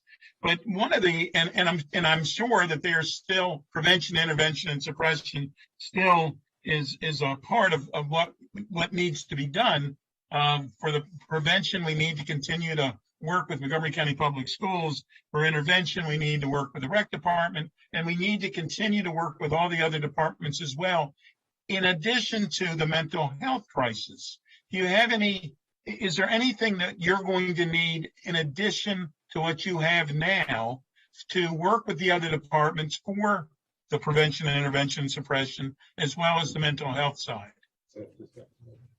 Yeah. I will say, Councilman Katz, I think that there is a tremendous need for us to be able to boost additional resources, even on the mental health side, to provide that a more comprehensive response. And we've had great success, for example, with our crisis intervention team and working with HHS in order to resolve a lot of things that go behind the scenes that, again, don't really get advertised, or it's not publicized, I may say, from a standpoint. But these are good resolutions to long-term problems that we might have had with individuals who have been suffering in need in so many ways. But having those resources, and again, I have a team of right now I have a team of 2, and I've just lost our HHS person who got promoted, but we'll expect a replacement. But I would really like to expand that team, because there is great value in that, even though we are working with HHS in so many other regards in order to assist with mental health responses. But again, as I've always noted, that the police will never be out of the mental health business totally. There will still be a need for us. And so therefore, we can't sort of forget that and make sure that we are still providing the resources for those teams.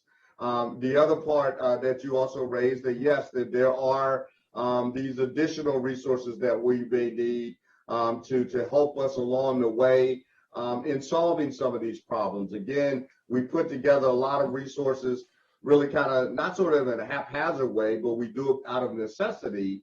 But I really think that there's an opportunity for us to try to figure out a more efficient way of providing some other resources, as I have noted in past years, about prevention. When we talk about intervention, but we also talk about preventing when we're doing youth programs, to still have police involved in those types of responses, for things such as the Police Athletic League, right, PAL, or other types of programs that we could be a part of, that I think would be instrumental in going into some of our communities and trying to work with young people in order to divert them from sort of this life of gang involvement or any other type of criminal involvement.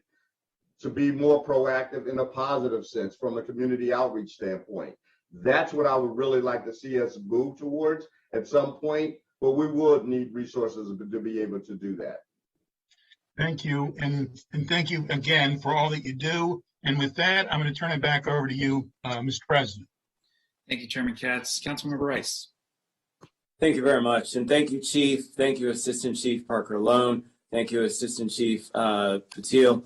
Let me start off with schools. And I want to start off by thanking you incredibly. It was you, Chief Jones, and you, Assistant Chief Parker Lone, who attended the meeting with some of our principals to answer many of the questions they had that really, I think, level set and gave folks in our school community a much better view in terms of the relationship between our police officers and our schools and how best to utilize officers when we need to, but then also having them as a resource, right? To really help with some of the things that we're seeing happening in our community that may spill over into our schools. And just having that information sharing is just incredibly important. So I just really wanted to say thank you for that. That again shows your commitment to community policing, to that new model that we really feel is going to work best to ensure that our children and our staff and our school buildings remain and feel safe,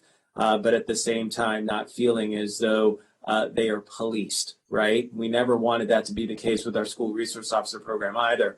Unfortunately, some individuals felt that way and we needed to be sensitive to that. But at the same time, I think that we've really gotten to a really good place in terms of an understanding. And there have been some kinks that we needed to work out, but that's always with something that's new. But certainly one in which I just want to give kudos to you as leadership, but then also the individuals that are now our community service officers that are out there that continue to work with our schools and our school children in a different kind of capacity, more on a community-based level. And just want to say thank you for that. It is noticed and people are appreciative that that's going on, as well as the administrators in the schools. But I did want to talk about two things, guns and cars. So let's dive into the one about guns, because this isn't something that's new. What's new is certainly the manufactured guns, but guns have always been a challenge for us in trying to get them off the streets. And we've always done, gun buybacks won't work, this won't work, that won't work. And so it's a continued case of just trying to get arrests and get those guns off the street that way. But I'm curious, where are we seeing, or have we been able to identify where the majority of these guns are coming from? Obviously, some of them, as we heard from the council president, are legally purchased and then stolen. But I'm curious as to many of the folks who have had multiple run-ins with the law aren't able to get and purchase legal firearms. So have we seen any trends in terms of where we think they're coming from, what the pipelines are, and is there a potential to interrupt that pipeline in addition to the one that we're talking about with manufactured guns? Okay, good question. I'm going to allow Assistant Chief Dinesh Patel to answer that, since he oversees our firearms investigative unit. So, Councilman Rice, thank you for the question. I think everybody's kind of talking about it one way, right? Councilman.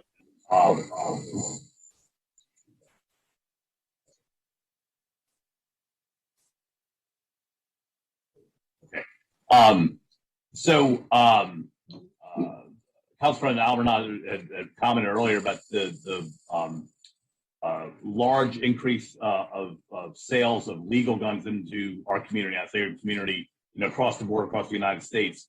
And the more guns that there are in our community, and it's a fact that sometimes it's hard to wrap our head around, there are more guns than there are human beings in the United States. It's a fact. So the more availability of legal guns that there are, the more potential there is for those guns to then become part of the gun trade when houses get broken into, cars get broken into, a gun store gets broken into.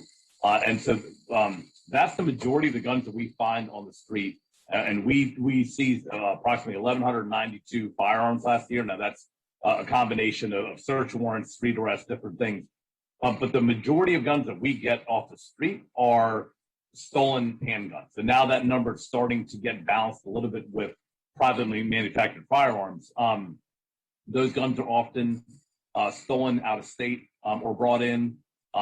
Certainly we have seen cases where you'll have people who are buying guns illegally in other states whose gun purchase laws are less restrictive than ours, and then they flow into our state. Sometimes they also get reported as stolen, from those people to kind of build a certain layer of insulation. So we're working hard with our partners at the ATF to, number one, certainly backtrack any of those guns that we can, make sure that there's federal prosecution for any repeat, violent gun offender, so that there is, mandatory federal time that relates to that. But I think it's multiple things where we have more people with guns in our community, which is more of a supply ability as it relates to theft of guns. I think we're finding our people, when we talk to some of the folks that will talk to us, are saying they're arming themselves because everybody else is armed and they feel a need to be armed themselves. We know through the different violence that we've seen, if we look at Plumgar and some other instances where what you would think would be a normal, fight on the basketball court to settle a difference, right? You enter a firearm into that equation, it's a whole different game.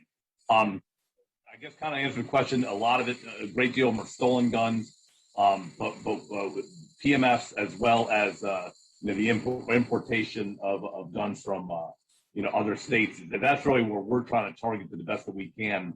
But it's difficult without, some level of cooperation, and as often as guns also change hands. I'll just leave with this note. We had a recent NIBIN hit. The shell casing hit on a case in Montgomery County, Frederick County, Baltimore City, and Washington, D.C., going all the way back to 2018. The gun's still out on the road, right? But it kind of shows how often that gun has changed hands. We have the shell casings from the gun, and hopefully at some point, that person will be arrested and we'll file this case back. But these guns also change hands quite a lot, which again adds another layer of difficulty to it. So. Well, thank you for that. And it certainly lends to the public service announcement that for those who have legally purchased guns, make sure that they're definitely locked, that you don't store them in your car, unlocked, things like that, to where people can get to them. So that takes me as a segue into the next one, which is about cars and cars unlocked. I'm very curious, and, we spent ad nauseum. I know that in Clarksburg just recently, there was a community meeting to talk about unlocked cars, but that's something that I remember when I first got elected to the county council. We had a meeting talking about unlocked cars and theft from autos. So, it's not anything, unfortunately, that's changed. It's a crime of opportunity. And so we certainly want to remind our folks to do their due diligence in terms of locking their cars and not leaving valuables in their cars to discourage criminals from doing these kinds of things, because they'll move on to other areas once they realize that there's no opportunity that's there. But I do want to talk about the other piece of it, to which you've talked about the rise, which is about carjackings. And again, ask about the pipeline. Where are these cars going? What are they truly being still chopped? I had heard that chop shops really aren't the thing any longer, and that these are more used for joyriding as well as to commit other crimes. Can we talk a little bit about what the cars are being utilized for and what we can do to kind of stave off the market for having stolen cars, as we've seemed to have done maybe with chop shops? Again, I'm just speaking anecdotally with some information that I've gotten, but I'd certainly like to just understand what criminals are doing with these cars that they end up stealing from individuals. So the biggest thing, as you said, as far as the source of supply, we're our own worst enemy. And we're a busy community. We're running kids around. We're going here, there, and everywhere. And oftentimes, through forgetfulness, sometimes laziness, we're leaving our cars open and we're leaving the key fobs in them. With all the advances in technology, where it's become harder to steal a car in a conventional way of busting out an ignition like it was back when I was a young cop, and that's what you'd walk up to a car and you'd look for a busted ignition. That was a clue. It's the technology's gotten better. We as humans have gotten worse. We're seeing a great deal of our cars end up in Washington, D.C. And Prince George's County. While it is a crime of opportunity, we are being, I'll say for lack of better terms, attacked by crews that are working out of D.C. and other places that are coming to Montgomery County in a very thoughtful and planned way. There was one crew, and I never say crews' names when I'm talking to gangs publicly because I don't want to give them any more notoriety than they deserve. But there's one particular crew out of DC that just this one particular crew, we have 52 auto thefts in the first district out of 161. That one crew is responsible for those 52. Now, the good news is that we're going to be able to place charges, and we know, as always, right, we need the state attorney's office and judiciary to pay attention to these cases and understand how important they are. Because one, certainly as people go out to start their day and make a living and take care of their family and their car's missing, it's a major inconvenience, let alone what might have been in the car. Whether, of course, we don't want to see this way, but an iPad or, maybe, something else of valuable is going to cause you a headache to have to deal with that. But we're also seeing these cars on a regular basis being used in violent crimes, whether it's, and I'm segueing a little bit into our carjackings, but we would see carjackings lead to more carjackings. While we recovered one car literally within a pretty short amount of time from when it was stolen, and there was blood all in and outside the car and an AR-15 in the back seat. What was that car involved in? It was stolen from what was actually a burglary, I believe, in Bethesda. They got the keys from inside the house. The homeowner had done the right thing, but the house had gotten broken into. What was that car involved in, right? We've seen a lot of stolen cars being used. In fact, the recent pharmacy robbery trend that we saw, that was another stolen vehicle, right? People, our bad guys know that's a route for them to distance themselves and to kind of be able to just use it up and go. So, we're working with our regional partners to, make those connections, wherever we can. I mean, as one example, we talked a lot about the Silver Spring, the third district. Silver Spring had 430 cars stolen in 2021. That's one district. And our number, I think it ended up being about 1,421 cars stolen for the whole year, which, going back over the years, it's a crime that I think we thought was going to get better with technology. We've gone the other way. And one of the last points, although the chop shops have maybe gone, maybe not away, but have maybe subsided to whatever degree, what we are seeing is there are cars being targeted still for international transport, overseas. You get a high-end car, stick it in a sea container, ship it overseas. We also had a trend going on with the Dodge hot rods, whether it was a Challenger or a Charger. There was a certain way to steal those cars, and people were targeting, spending almost an hour to steal a car, which is an insane amount of time to put yourself at risk, but the payoff was good. So we had crews that were also working those that, although not a chop shop, those cars are getting replated, new VIN plates being attached to them and then sold to an suspecting person that thinks that they just got a great deal. And meanwhile, they're driving a stolen car around. So there's a lot of different things that where stolen cars are used. We're going to keep, we're retooling some efforts here, looking at ways that we can bring some more people to the cause. Our theft from autos are usually what leads to our auto theft. So while at the same time they're going to go check a door handle to see if there's loose change or an iPad inside, if they get car keys or they press the button on the push start and starts, they're going to go. They're not leaving that car behind. And what also goes back to that is your garage door opener may be in the car, your house keys may be in the car. Like, this is also a pathway to other possible crimes, and we don't want to see anybody going in somebody's house. So we're always asking for the public's help in keeping their cars locked, and also if they do have the technology to be able to track the car if it does get stolen, to engage our help, and we'll engage our regional partners and not to go take those matters in their own hands. But we certainly have our work cut out for us. So thank you very much for that. And just very, very quickly, I apologize, Mr. President, but if you guys could get us, and you don't have to give it to me today, but if you guys could let us know about the amount of recidivism that's gone towards the increase versus new crime, because I'm very curious as to, is it that the crews have gotten more active and those individuals who are committing crimes have gotten more active, and that's what we're seeing as the increase in crime? Or is it that folks who never were involved in crimes are actually now getting involved in crimes and doing those kinds of things? That would just be helpful in terms of understanding a little bit more about the trends and where we need to focus some of our efforts as well, whether it's working with our jails and working with folks to really get them to understand that they can do something else and not continue to live these lives of crime and try and do more outreach from that perspective, or if there's something else that we need to do regarding getting people from getting into that criminal pipeline.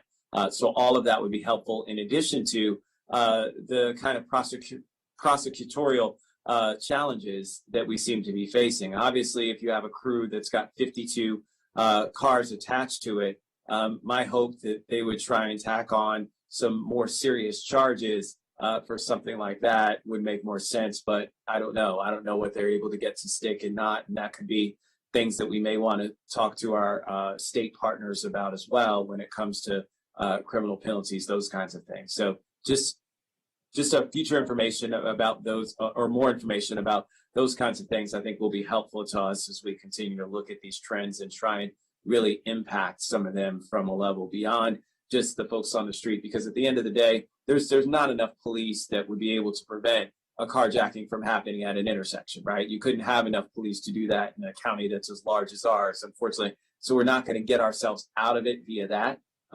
So, you know, we need to think about some other kinds of ways in which we're going to do that as well.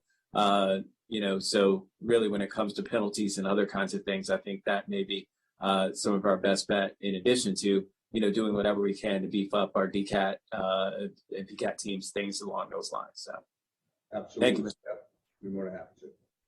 Thank you, Councilmember Rice. Good questions and comments. We've got Councilmember Hucker, followed by Councilmember Reamer, and then Councilmember Jawando. Councilmember Hucker. Thank you, Mr. President. Thank you all for all your good work on this and renewed attention to Silver Spring. Very grateful to Commander McBain and happy to hear about both the suppression task force and the high visibility posts. Chief, once MCPD has a fuller staff complement, I realize how, you know, I was at the graduation ceremony recently and realize how hard recruitment is these days. What are the priorities for the staff assignments? Would they be patrol or directed patrol or specialized teams or something else? Right now, what we are working on, Councilman Hucker, is we're focusing on sort of looking at our staffing at our district stations and to look to see, again, our calls for service, really to do an analysis of our not only our just our responses, but the calls that we receive in those areas and where we need to look at maybe reallocating resources or even what we call redistricting and moving our beats around and putting more officers in particular beats. So that is a strategy that we're actually looking at now, a vision that we'll be focused on this year in order to be able to do that analysis that will assist us. But right now, patrol is really, it's really at the forefront because they are our first responders and they are those that we need in high visibility posts and in the areas in which we have more incidents that are occurring. So that's the focus that we'll have for 2022. Great. Really glad to hear that. Thanks.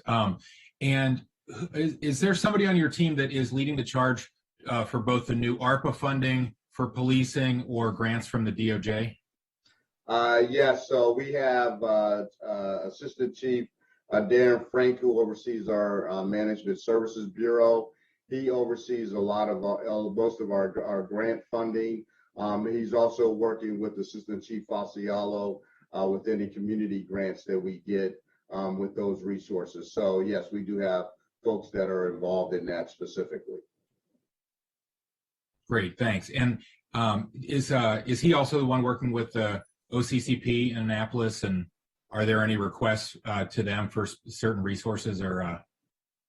Yes, whenever we will look at providing out for additional resources or going through grant or any other type of governmental funding, we will normally go through our policy and planning to begin with as Captain Ermy that actually falls under Community Resources Bureau as we look for those types of programs that will be sufficient, as well as working with our management budget with grants to also work with the county executive's office in order to apply for those grants. Great. Okay. Thank you so much for all your good work and the attention to Silver Spring. Thank you, Mr. President. Thank you, sir. Councilmember Reamer. Thank you. wanted to ask some more details about Silver Spring and the patrols that you've been putting in place. Thank you for the report. I'm I've long been an advocate of Silver Spring and places across the county having a vibrant nightlife. I think we want to be the kind of place that people want to come and spend time, not only for dinner, but to stay out with their friends. But our success with that really does depend totally on public safety.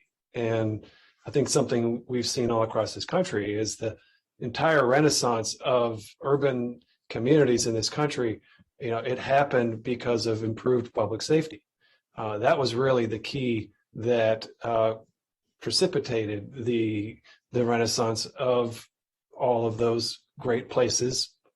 Washington, D.C., right next to us is a great example. So as we are trying to succeed with creating urbanized areas, and I know that this wave, has not been limited to urbanized areas, but we've got to step up our effort on safety as well. The two have to be hand in hand, and they're not in contradiction here to one another. It's necessary. We want to have a safe Silver Spring that people feel like they could walk to the store, at any time. And I have to say, I was there with my 11-year-old at about 10 o'clock on Friday night. It feels different than we really do have to step up. I think that you'd find a lot of folks, reluctant to walk around downtown, later at night. So my question is, even as you're having an influx of, people coming for entertainment, what are you doing in regards to the kinds of maybe non-police department enforcement mechanisms? I think a lot of us are confused as to businesses that are open 24 hours. There's allegations of those businesses, potentially, they're not allowed to serve alcohol, but perhaps there's consumption on the premises all the same. I don't know if that's true or not. So I saw that you had said that there was a task force that took, that added, I'm going to read it up here. It was, the suppression task force added a sergeant and 6 officers to the central business district team of a sergeant and 4. So that's 2 sergeants and 10 officers. And then you've also added 4 additional for Friday and Saturday. So first of all, how long has that been in effect? And then secondly, what can you share with us about cross-departmental efforts to ensure that businesses are following the law, that they're meeting codes and so on and so forth? So twofold there, Councilman Reamer. I would agree with you that if whenever you have a community that enhances its nightlife and has growth in a particular area, and the county is endorsing this new sort of wave of enjoyment and entertainment and social gatherings, that it does have to have a infrastructure that supports that. Now, that's something that this county, to be quite frankly with you, this has not occurred over the past few years. And I was the commander of the 3rd District from 2014 through 2018. And I saw Silver Spring growing during my tenure as the commander of the 3rd District, and that nightlife growing along with it. And I had stated and have stated along the way that I thought that there needed to be growth in the downtown community. So with that being said, that hasn't changed, right? That the reality is that not only have you created that from an entertainment standpoint, but that also the county has built and are or not the county has built, but there have been additional growth in the housing population in downtown Silver Spring with high-rise apartment buildings. Again, a very small area of, in the urban footprint, but you have more people to serve in public safety along the way.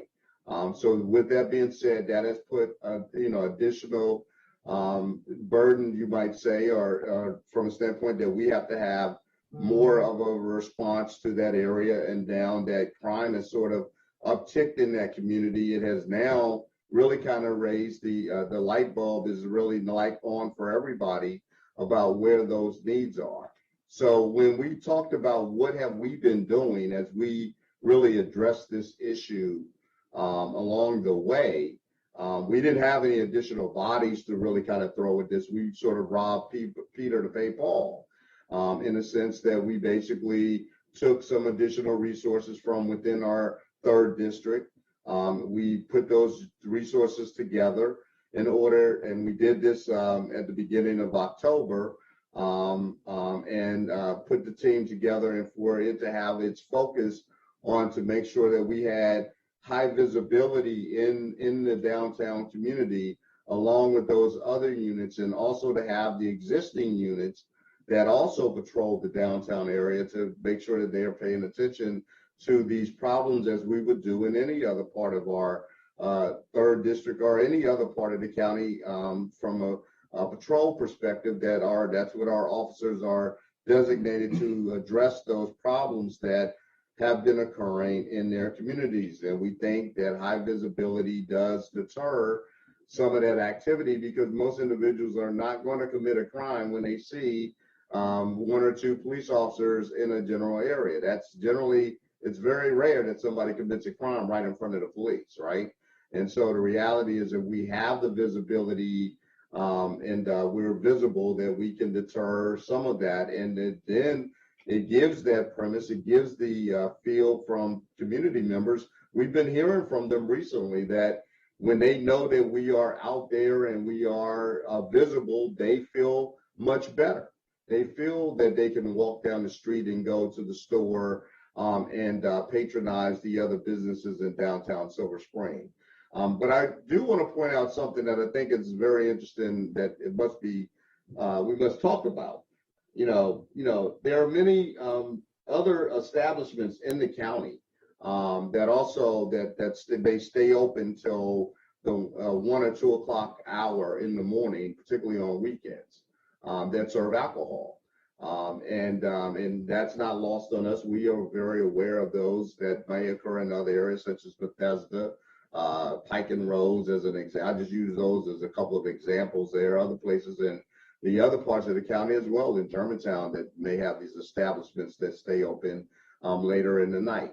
But the one thing we found is that there's other locations that are in the central business district of Silver Spring that stay open beyond that. They don't necessarily, and they're not authorized to serve alcohol after 2 a.m. Or whatever the liquor license, if they have a liquor license. But we have had a discussion with the county executive's office to include other agencies, and Chief Parker Loan mentioned it in his earlier statement when he talked about we working with permitting services, us working with the alcohol beverage service department, as well as other state agencies as it relates to liquor enforcement. If we get complaints about these particular establishments, we've done this before. This is not the first time we've ever gotten complaints about businesses doing these illegal activities. We've addressed this in the past.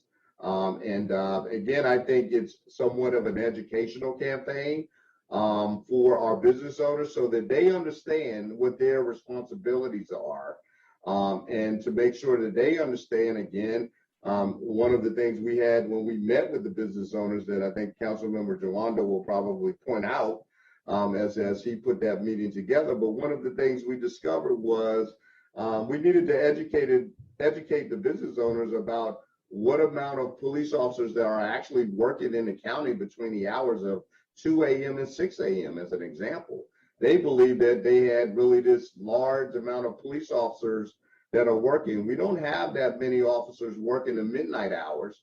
Traditionally, I think we have, in the 3rd district that covers the entire 3rd district, and we work with other districts as we see fit if we need to pull other resources over as we are dealing with any type of given situation that requires those resources to be brought there. But for our patrol, we basically have anywhere from 14 to 15 officers that work that entire district in the wee hours of the morning.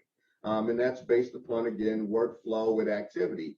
Now we have an increased amount of workflow that's occurring in the central business district between the hours of 2 a.m. and you may say 4 a.m. and sometimes 5 a.m. in the morning based upon some recent events. And then we learned talking to these business owners that they readily admitted that they stay open during those late night hours as discussed, and knowing that their patrons are there, and that again requires us to pay a lot more attention to the central business district in that manner and maybe provide more resources. So I have been working with Chief Parker Lone and Commander McBain as a result of the information that we gathered to come up with strategies on how and to work with the business owners on how we could better serve the business community as in order, if that's the business plan that they want to put out, that we could still work with them in order to be able to create public safety for them. But this needs to be a partnership. This can't be just a one-way street of just throwing the police resources at this problem and thinking that's going to resolve it.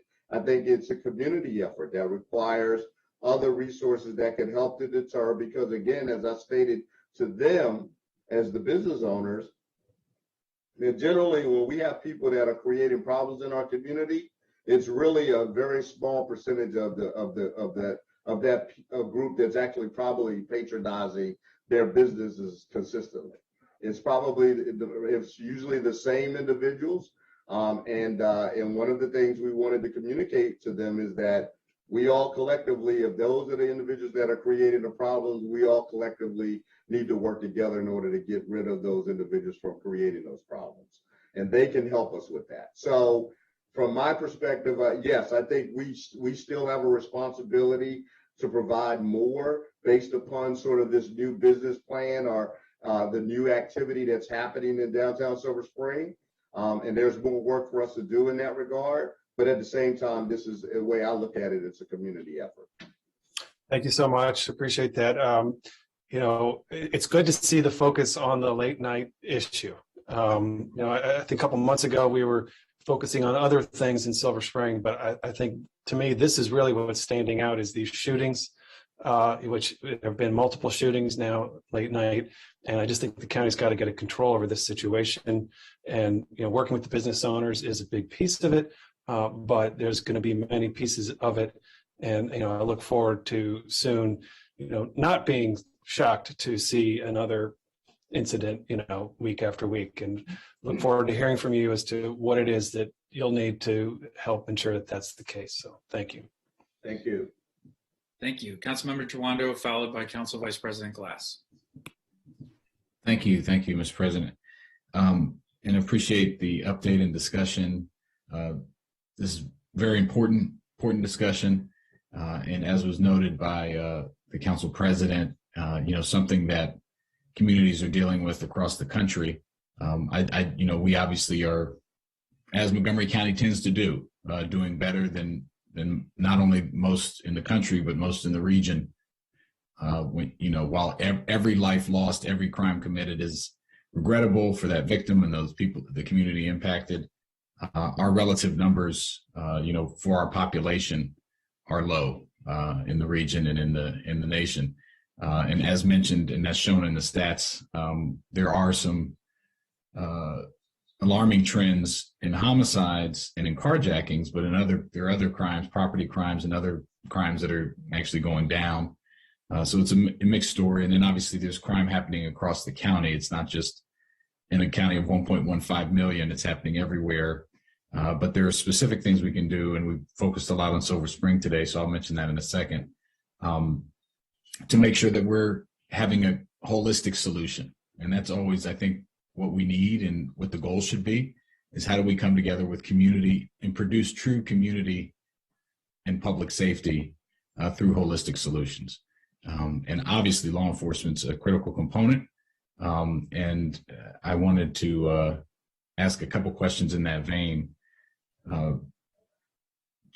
Chief, you mentioned the closure rate of the murders that we've had, the homicides that we have had, of being up near 50%, which is unusual for closure rates for those. I wanted to know, I also saw a corresponding drop, and as was in the data presented and in the packet, in drug-related arrests and activities. Are you seeing any sort of, obviously everything's a opportunity cost in weighing time and energy spent. Are you seeing any correlation? What do you attribute the closure rate, obviously good police work, to the increased closure rate versus previous years? And is that related in any way to activities, focusing more time? Are there more people in those units? What would you attribute those increased closure rates to, or is it just something that just happened to happen last year? No, in actual, I would say, Mr. Joando, that the numbers are actually kind of been going down to some degree, because in some cases we're not getting any cooperation from some of our witnesses that we know, as Chief Patel noted, where we have video sometimes of individuals that we see a few people who actually observed the very incident that happened, and yet these individuals are not cooperating and providing us the information in which they know. So our detectives have to work that much harder in order to try to resolve or solve those types of crimes. We have not increased the numbers of our investigators in these cases. That has not been the focus for us to be able to have the success in which we have had. I will tell you, I think our investigators find, a very creative ways in order to be able, and they work with many of our other units and technology in order to be able to help solve some of these crimes. And sometimes they get those breaks. We do get a cooperative witness that provides us with that information in which we have. And in some cases, we've gotten other types of evidence that can tie a suspect to a particular crime, and particularly in some of our homicides that we've been able to resolve. So there's been a wide variety of reasons why we've had that success from that perspective, right? That our investigators are really, and in fact, in some cases, they're very close to solving some other crimes, that some of those homicides that are in the pending mode, that we're still waiting for a few other breaks to come through in order to be able to close those cases out. So that's a good news, I think, from that perspective. But there's still challenges in trying to solve those cases. Absolutely. And I appreciate that context. And we've been having this larger discussion over, certainly since I've joined the council, which is hard to believe is over 3, going on 4 years now, and about what's the new public safety look like? We've had the Reimagining Task Force, we've had our Police Advisory Committee, and I think there's been a good shift in a direction of, we've asked police and law enforcement to do too much. COVID has made everything worse as far as the stress on mental health and economics and people's school situations, childcare, domestic violence, go down the list. And we're in a concurrent discussion of how do we make sure we're making the right investments in people in our community to reduce those stressors and pressure, which we know is a strong correlation, against antisocial behavior and crime when we do that. And how do we relieve the police department and your officers and others from having to deal with some of these disinvestments or underinvestments in society, whether they be mental health or homelessness, or lack of investment and after school or out of school time activities. Go down the list of things that I know you all know. When those things are working well, that makes everyone's job easier. And we're trying to figure that shift out. And I think as we have this discussion as we head into the budget, I think it's going to be really important to do so with that context in mind.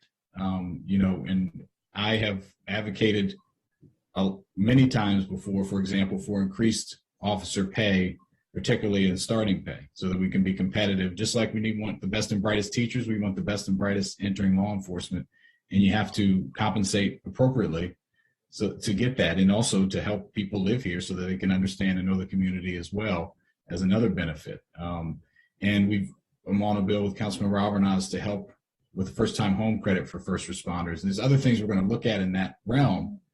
But I think we also need to say, if we're successful in our effort to weigh and change the balance, if we can reduce the number of calls that, for example, that you all are dealing with for mental health or homelessness or other issues, the cat in the tree, go down the list, that there should be a corresponding recognition in the staffing levels so that we can focus attention on what I think most people want police to focus on is deterring, identifying, and stopping and solving, violent crime.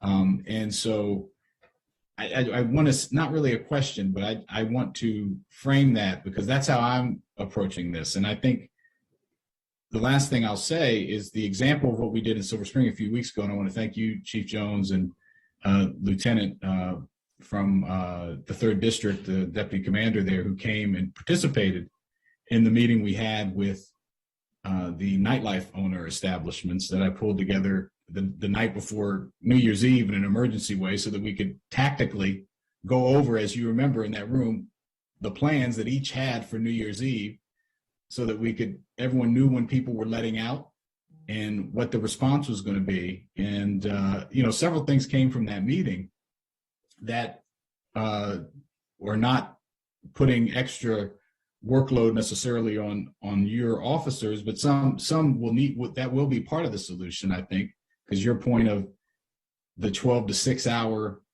12 a.m. to 6 p.m. not having enough staff in the whole 3rd District when people are letting out from nightlife establishments. But, they created their own WhatsApp group now that is communicating with those troubled individuals or sharing information. They've been hiring off-duty police officers with their own money, extra money, which has made a difference. And when people are high traffic areas, when people are coming out of nightlife establishments. And we talked about environmental lighting and alleyways and camera ways with Jacob Newman and others. So I'm glad that group will keep meeting, and they're going to be meeting with your staff.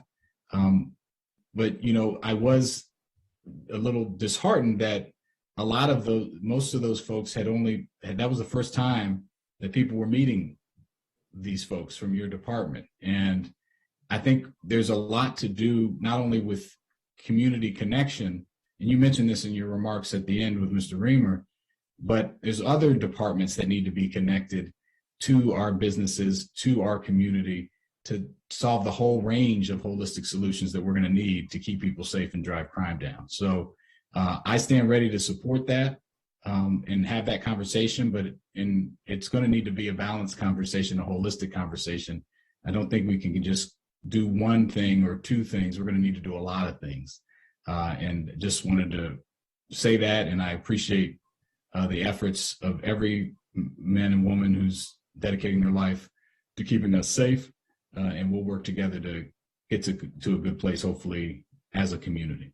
So I appreciate that. Thank you, Councilmember Joanna. Yeah, the answer is all the above. No question. All right, we've got Council Vice President Glass, followed by Councilmember Friedson. Council Vice President Glass. Thank you, Mr. President, and thank you everybody for joining us today. And Chief Jones, I appreciate all of your comments this afternoon, and I appreciate you and Ms. Farag at the beginning sharing the statistics, right?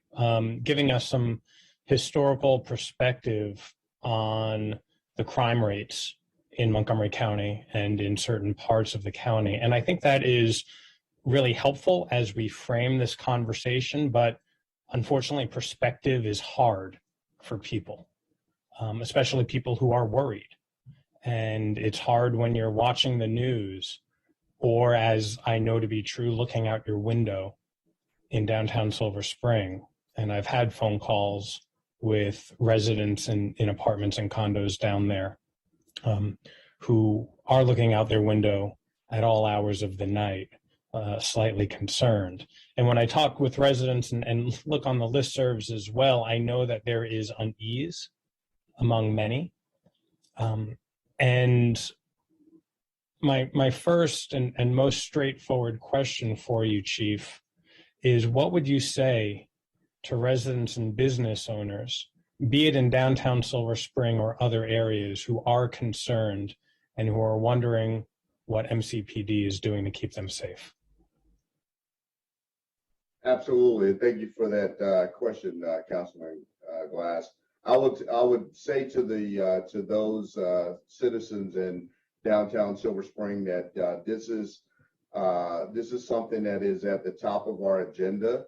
I will tell you that Commander McBain, the commander of the 3rd District, has been intrinsically involved with his staff, as noted by Councilman Jawando in his comments with Lieutenant Reed and Lieutenant Reed's commitment to the Central Business District and working with those business owners, but that we are looking at additional strategies, additional resources that we plan to actually implement in the coming weeks in order to have more public safety resources in that general area that will help us to be, it'll be a deterrent, we believe, to some of the activity that's actually been going on.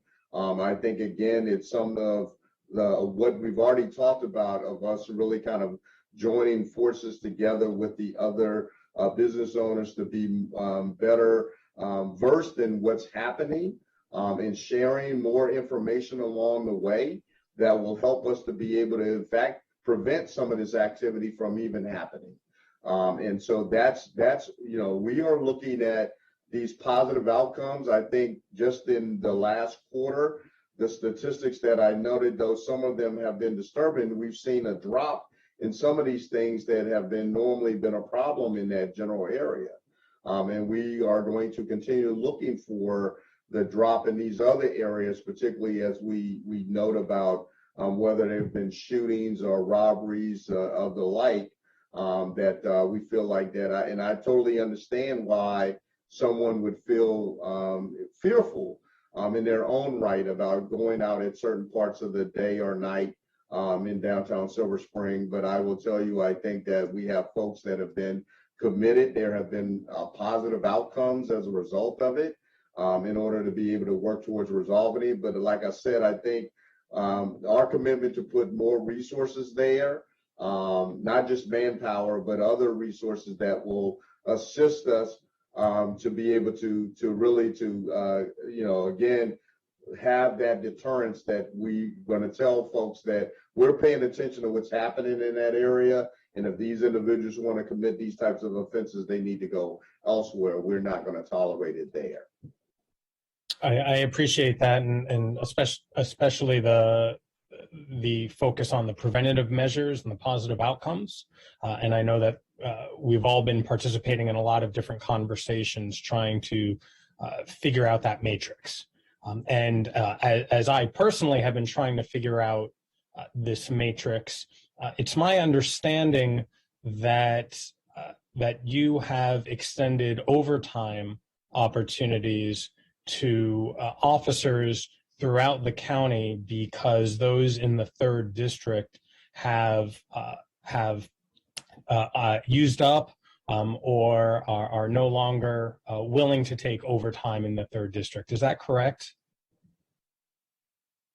Yes, and I want to make sure there's some context behind this, right? That the reality is again, sometimes we lean on our best often, right, in order to help us to resolve problems. And one of the things I think that's been vitally important in this discussion, as I've talked with my staff, is we did not want to create this burnout mode that leads to bad decision making when you force people to do things that work long extended hours when we don't necessarily have to do that.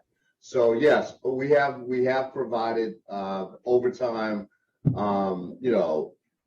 opportunities to others throughout the rest of the county, officers who particularly who might have been interested in that. But that's really not the only way that we look at providing these additional details. We've actually brought some of our extra resources that we felt like that we could move them and shift them over to the 3rd district when we needed to, particularly as I noted about the late night hours where we might need a little bit more visibility as the clubs were letting out and people were now being more going out into the streets and going to their cars in the parking garage, and we will be able to provide some additional quote visibility, security, and from that standpoint.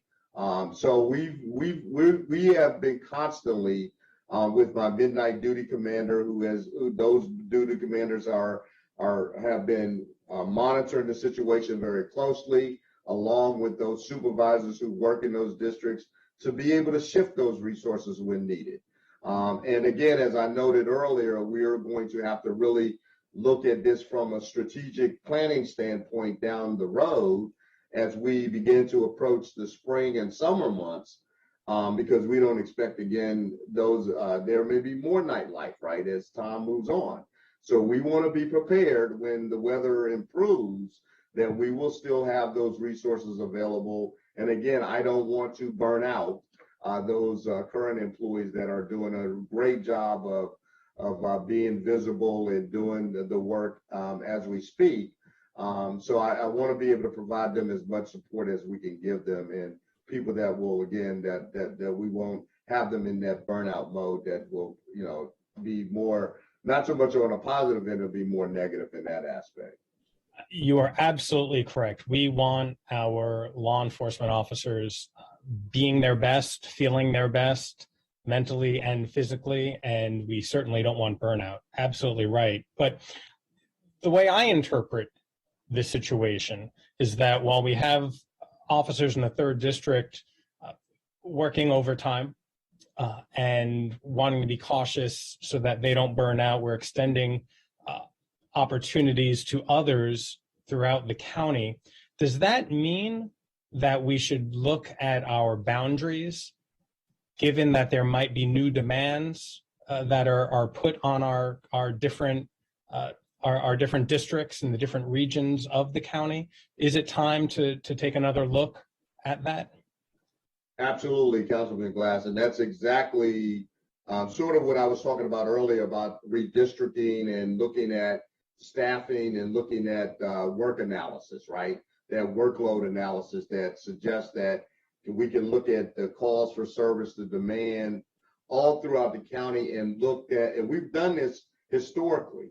And we've looked at the model shifts that changing those resources along the way, changing those boundaries to some degree in order to help with that workload shift. So that is very much on in my vision about what we're in the work that we're doing this year.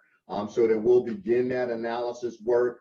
We're getting more people in our policy and planning division, strategic planning unit in order to be able to do that, so that we can really take a hard look and make some shifts along the way in order to be able to lessen that load that you're speaking of. Well, I'm glad you're going to undergo that analysis. I shared my thoughts on this with the county executive a few weeks ago, sharing that I think an analysis is due given those work demands. And so I'm glad to hear you say this. And then lastly, I was going to ask a question that Councilmember Jawando mentioned, and it really, and you answered it, but it is the tough conversation of how we reimagine public safety in this very particular time when there are a lot of societal changes because of pandemic and because of so many other things that are felt nationally. And again, that perspective, while true, does not help people feel safe in the here and now. And so we have to continue working through all these things. But what I'm hearing from you, a renewed commitment, working within internally to figure out how officers can be deployed more strategically so that everybody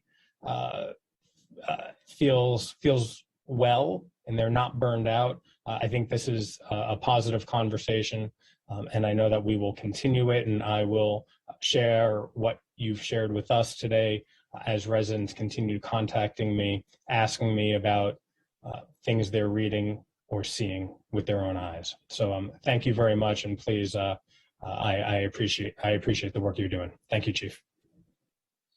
Thank you, Council Vice President Glass. Councilmember Friedson. Thank you very much. Appreciate this conversation and the way it was laid out. Appreciate the statistics outline, all the responses from the police leadership.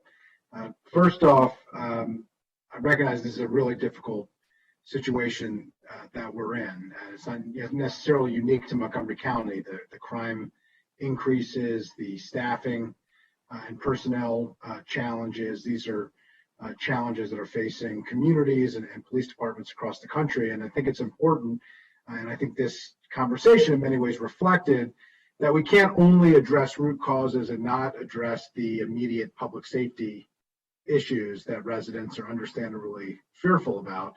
And we can't just address the public safety challenges without addressing the root causes. If you have severe symptoms and you're suffering from a terrible disease, you go to the doctor and they're going to try to treat both. And so, I appreciate the fact that, very much that the nature of this conversation is to address both. And so I just wanted to note that from the outset.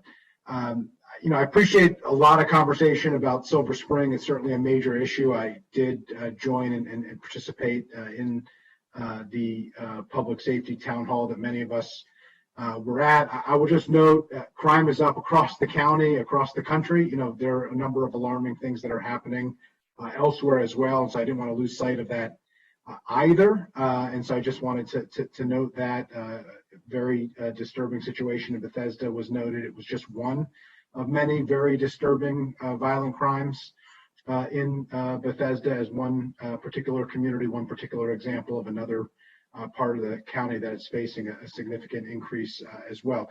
Did just want to ask, and I do appreciate the follow-up that has happened from that town hall meeting and the conversation that Councilmember Jawando helped to organize that we heard about a little bit today, and we had heard about as colleagues from Councilmember Jawando previously.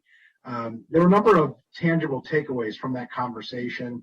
I just wanted to find out if there's been formal follow-up to the folks who were involved in that conversation of some of the actions that have been taken, and some of the immediate and medium-term ways to address that. I know that the follow-up conversation Councilmember Jawando organized was part of that, but certainly I know the police department is doing quite a bit, and there were a number of other areas that the executive branch more broadly was addressing, perhaps in conjunction with the police department. So I just wanted to find out what, if any, direct follow-up has occurred from that. Absolutely, Councilman Friedson. We have been in contact with the business, many of the business owners and the business folks in downtown Silver Spring who were at that meeting, to include the Chamber of Commerce. And we've been in constant contact with Commander McBain, and we've worked on some strategies in order to really collectively come together as a group to put together sort of a security plan with the better use of cameras from their businesses to be able to work towards a tie-in to the department to help us and help them to solve incidents that may be occurring on the streets in downtown Silver Spring and near their locations. We're also talking about providing some security cameras that will be attached to trailers that will be in the downtown area, and working towards some strategic operations as it centers around that. That again will provide us with more visibility of knowing what's happening.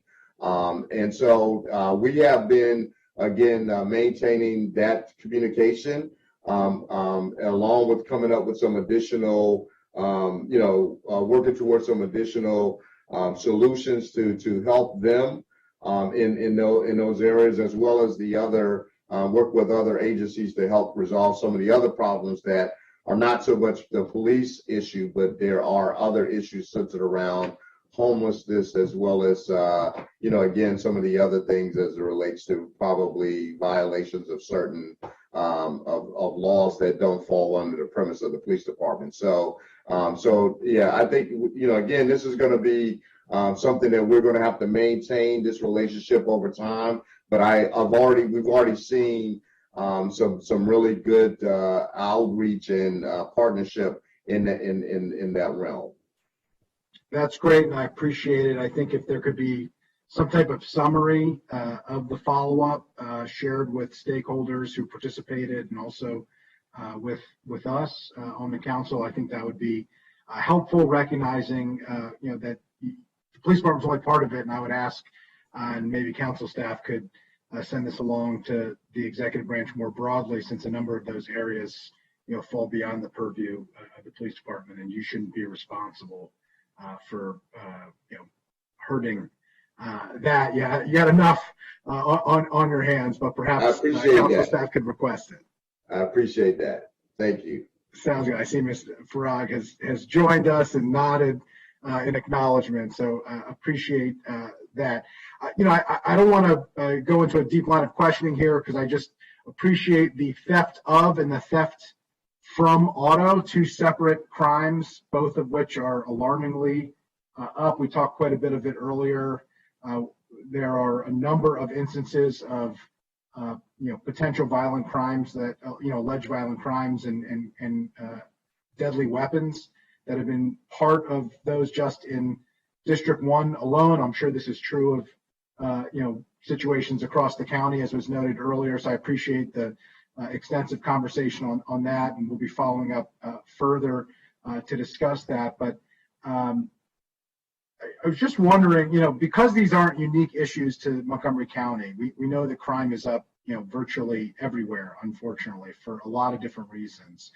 Are there other best practices in other parts of the region to address some of these issues, or in other parts of the country that you have found that you are interested in implementing?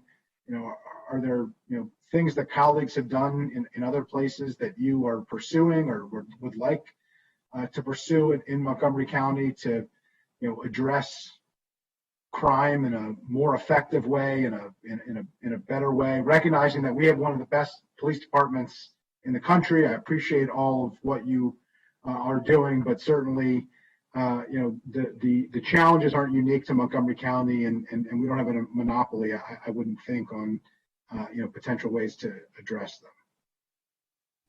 Yeah, great question. One of the things I think we have really been looking hard at, and I think I kind of mentioned it earlier with Mr. Katz, as we were talking about what are some of the resources that may be needed down the line. But this would really kind of fall in line with what we would call a strategic operations center. That really, when we talk about, for example, that one-stop location that we have that has all information kind of being brought into one location, almost as if we would call it a real-time crime center, though I wouldn't want to just focus it on crime. It would be one focus of that operations center, but it would be also, again, as I talked about, how we have major events. We have major golf tournaments, for example, that occur at some of our really nice country clubs in the county that bring in lots of people, and it really has a large contingency of different maneuvering of public safety. But again, we have the ability to really kind of, when we talk about crime, this would give us an ability to really move more resources in a faster manner, that we're seeing that having success in other police departments across the country, that they can put resources in an area very fast in order to alleviate major problems or to be able to solve those issues in a quicker manner than ever before. Is just not responding and cleaning up something. Is basically responding almost in a real-time fashion in order to be able to really head these things off at the pass. So these are the things that we're looking at that we think that could be a benefit when we talk about where we are going in policing really in the 21st century and trying to really stay ahead in the technology world of what's available to us. And I think that can be a major plus to this department, particularly in the region in which we are located, and how we can communicate that with our other law enforcement partners and other governmental agencies along the board, as well as our business and residential communities as well. Appreciate that, Chief. So the limitation, I mean, you're looking into it, obviously, is the limitation the fact that you need time to figure it out? Is the limitation that you need resources you don't currently have? Is it personnel that you lack? Obviously, there are significant staff limitations that the department is facing. Is it a yes and combination of all of those things? I would say mostly it's the infrastructure of putting something of that magnitude together. I think, as it relates to the personnel, some of that I think we could shift some resources around in order to be able to accommodate that. But to really have a dedicated team, we may need some additional bodies. We're looking at that now. What would that look like? The times of operation and all of that as we look at our issues across the county. But yes, the infrastructure, really the locations of where we would put this, what do we need as far as additional, technology as a centered around it. Those are the things that I think that will be needed for us to be able to put something up. And I think this would help us. And it almost to some degree, you could make the argument from a manpower standpoint that it probably equals a larger amount of it will lower the larger amount of manpower in some regards because you really can have some focus on where these incidents are really happening and you can divert your resources there. But again, we have a lot of discussions going on currently about how to best implement it right now. Got it. Any sense of potential timeline? I mean, obviously you're in the exploratory committee now, but when we would love to put something up as a pilot. We're exploring that to see if we could create a pilot of this maybe later this year, probably around the mid to late summer. Right now, I mean, that's being very optimistic on my part, but I'm an optimistic guy, so we'll just see how that goes.